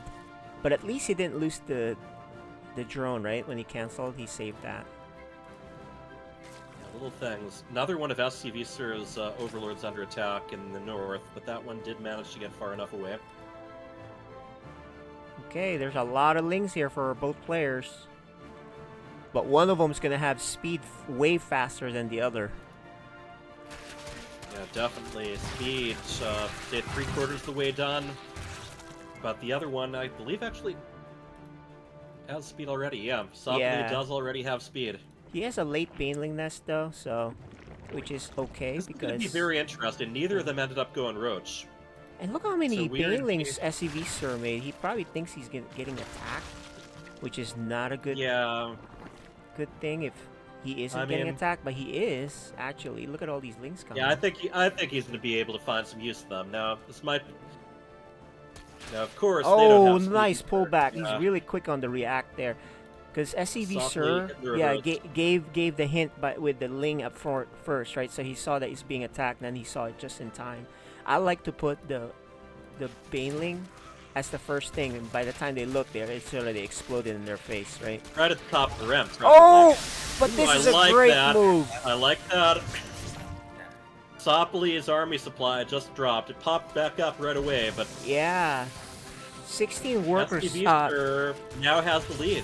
Yep, supply. 16 lings killed for just a few, and also 5 workers. So yeah, no, this turned out great for SCV Sir. Yeah, and he's not done. Yeah, and he still has. Oh, he just missed a nice connection there. Yeah, very good job not making them blow up on the queens. Yeah, now both of them are nervous, but look at this. So many lings here, man. This is dangerous for SCV Sir. SCV Sir is playing And really that's good the thing. though. Oh Hey, yeah, he welcome is. back. What's up, War Bunnies? Oh, Oh, but this hit! Oh no! On the way back. Oh, right on the retreat. No. Yeah, man. War Bunnies, are you That was watching good. on stream or are you watching? Yep, I on... am. That's why I just saw it. You guys I hyped it see. up, and I'm like, oh And man. look at this, hopping right on that hatchery. So I think he can kill this base. he can. Question is whether he's going to. He's gonna. He is keeping the just a couple of Bane. Oh, more than a couple Oh, this now. is a lot of Banelings. Oh, but Ooh, they wasted did it on get that. jump. But that's okay. He wasted Yeah, on he's that because... because didn't want to fall back because there's a bit of Baneling for Baneling here. I think Sopoli's lost way too much now. His But Well, I his think worker count's count still is huge. high. Yeah, it's high. Even the hatchery is going to affect his production. Not to Yeah, mention yeah. his mining. Yeah, believe it or not. So here's the weird thing about ZVZ, guys.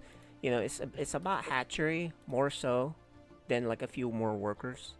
You know, just because of the Yeah. production, you're like a third versus. The hatchery Or- is the inducts, yes. Yeah, yeah. And right as soon as it goes down, perfect timing there. Oh, but he does get distracted from it. Let's see. Okay, Sopoli needs good connections here. So much Mountain Dew splashed across everywhere, right? Yeah, green versus purple is a little bit hard to tell. It's Oh, lime versus Sopoli needs to grape. pay attention, and he is. Oh, yeah. Sort of. Yeah, he realizes he can just walk Ooh, right in right that's now. a misclick. Oh, or maybe not. Yeah, he had misclicks there. He's very nervous. They both are. So Yeah. this is Yeah. a nice. Yeah. It's a It's a new nice action experience. ZVZ. It's evened out now, though. Yeah. It's amazing how multiple times this match has evened out. And the Banelings are really what's causing that. These In the guys end, are. though, the fact that SCV Sir has one more hatchery, that's a big deal. Yep, it is. Is he gonna Oh, be he, able to he needs to defend? cancel this. Probably does have Lear. Oh, he's not canceling. He's baiting him. Oh, he didn't cancel. He Oh, did that's not bad. cancel. It's But just you a know- kill. 300. Yeah. But Sopoli has so much 75 money, to- though. Honestly, it almost doesn't matter. He just needs to kind of focus now. What he needs to do is build a extra hatchery in his main. Correct. macro hatchery, Correct. right? Yeah. If you're having issues like this, you need to just make two even. Cause you got SCV is 1,600 making minerals, four. man. Yeah, yeah, and SCV Sir's taking a fourth, but the supply is still pretty heavily in Sopli's favor, at least, you know, I think because of the a little bit, roaches. too. It's these The roaches. roaches are not. Yeah. Yeah, the but roaches are gonna Sopli's shrug still off. building drones, even though he doesn't have a base to send him to. Yeah, he needs to double Fair enough. expand, even double macro hatch. Yeah, And he's still being kept on the defensive. He's still being kept on his side of the map. And dude, the that's, roaches, the roach speed just started. Yeah, Yeah. Well, for SCV Sir, you know, the Roach Warren is finally about to finish here. You're There's not the going to macro do very hatch. well with wings or Danes against roaches, so. He's afraid to get a real base, not just a macro hatch. Because of You should all just the- take being it. very cautious putting those spines down. Yeah, he doesn't know that. SCV Well, it's Sir has hard- chilled out. Yeah. Oh, there he is. He's Yeah, finally he- expanding. That's good.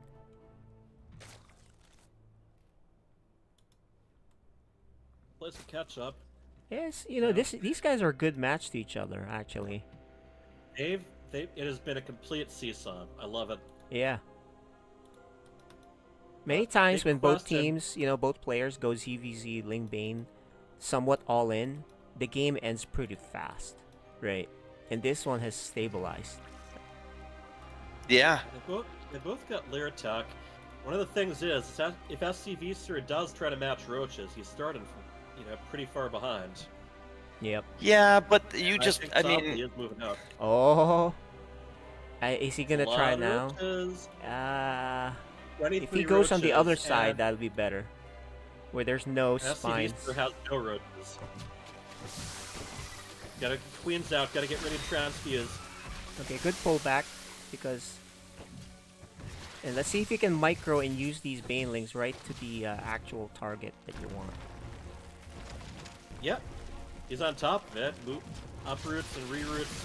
What's the spine from? Oh, there it is. That one That's a maybe not good hit. the best time, That though. might do it, I guys. think he's got. I don't think he has an answer for these roaches right now. Yeah. I think the bunnies might actually continue spreading here. Listen, I'm pretty happy with this. With this outcome. SCV Sir played out of his head though. He played well, fantastic, actually. but He could have won Yeah. this, yeah, In for the end, sure. Just didn't get roaches going early enough. And that's, or really, He's not gonna I mean, get he didn't really he's have not gonna to get dominate. roach speed though. So kill. Okay, thank you. You know, if he had fought with these drones, I think there's a chance. Because he has 4 hatcheries, but he actually may stabilize here. I don't think so. Yeah, with roaches versus Zerglings, those roaches could even just ignore the Zerglings and start Yeah, going workers. he could have stabilized if he was a bit more together on this. Because look at all these other units. He still has 4, but there's reinforcements. You know, so Sopley is not trying to let him off the hook. If he Yeah, the does, Ling yeah. reinforcement. Yep. If he let him off the hook, he But can it certainly looks come like back. it's moved a little bit, so a little bit of a miscontrol from Sopley, but I don't think it matters. I think it's a little too far gone. Yeah. Right now, 11 roaches on the way from Softly. Oh yeah, it's the roaches that he needs, and actually SCV Sir went Hydras. Oh no, Sopley went Hydras after this, so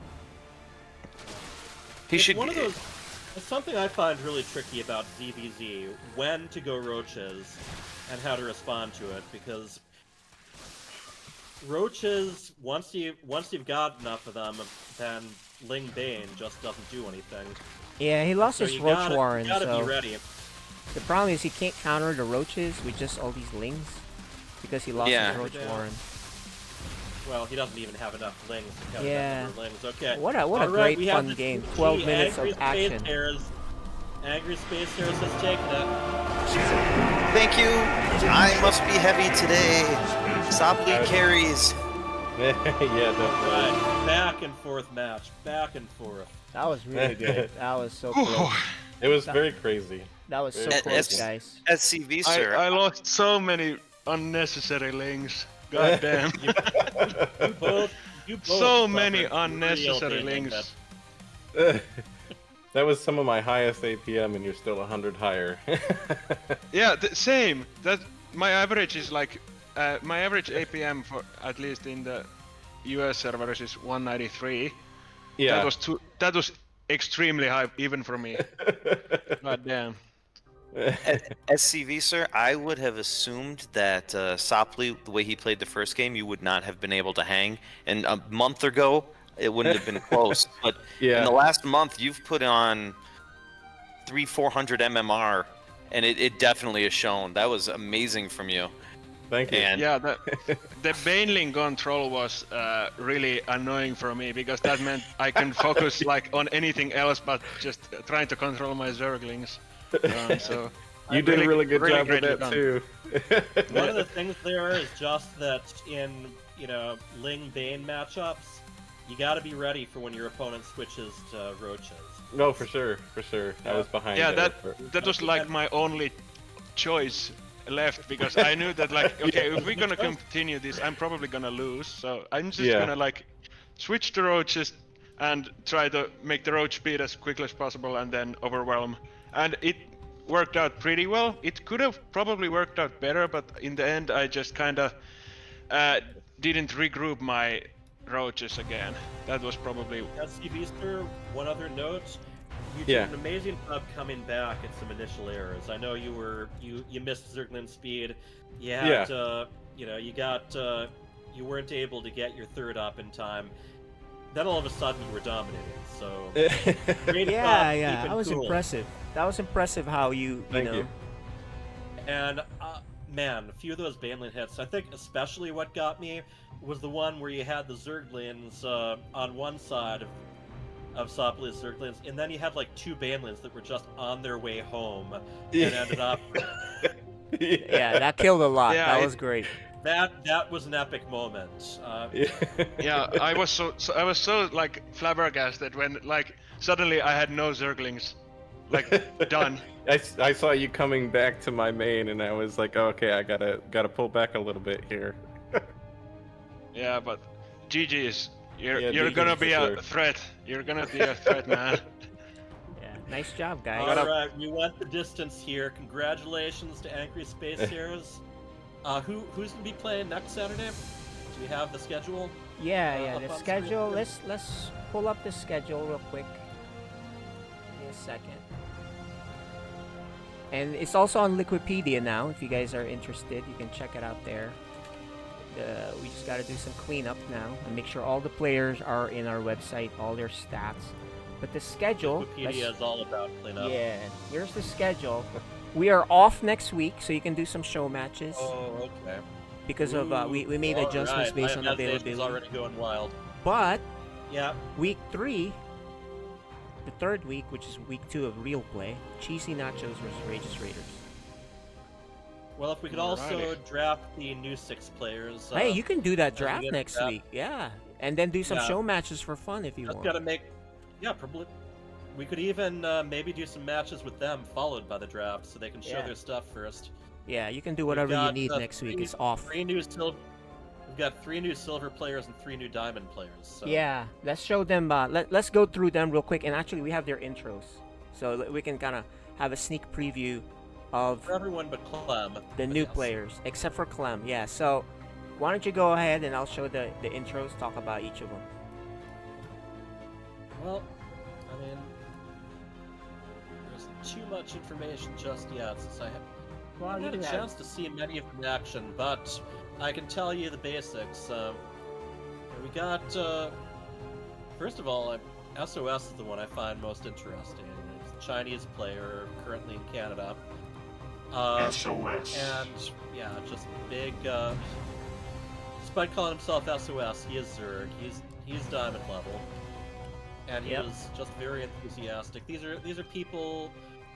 Most of these are people who, kind of replied when I was recruiting on Facebook or Reddit. All right. Hacker and Soil are actually close. Well, let's show friends. their intro one by one. So Hacker. Okay, Hacker. Hacker's a silver Protoss. Hacker. And that's Okay. HAA3R. Yep. And then yeah.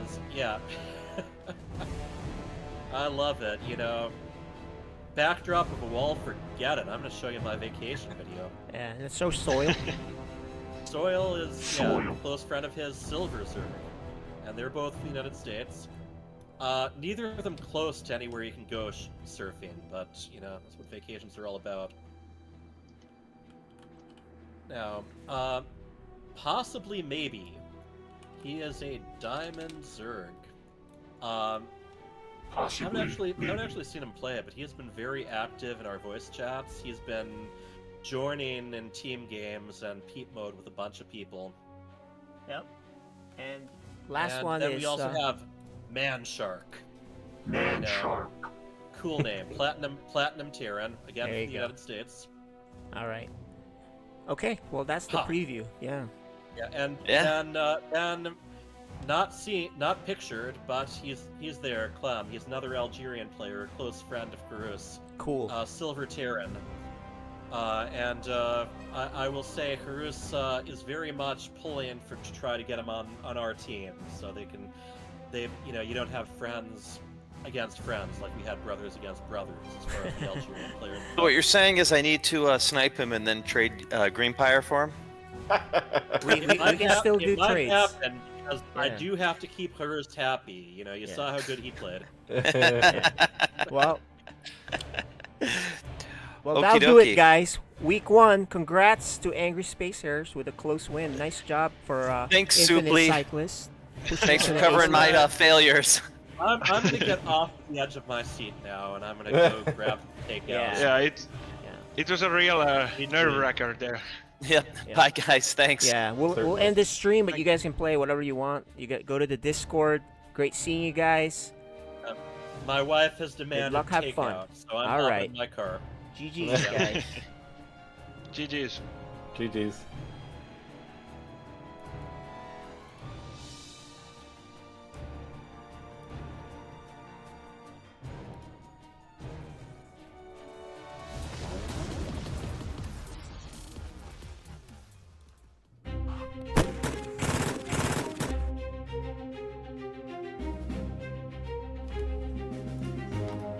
Cheesy nachos. Agent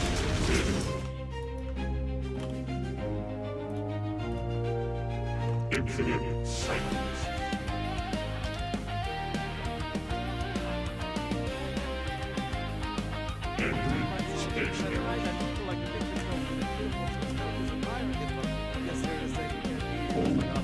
Well, that's kind of.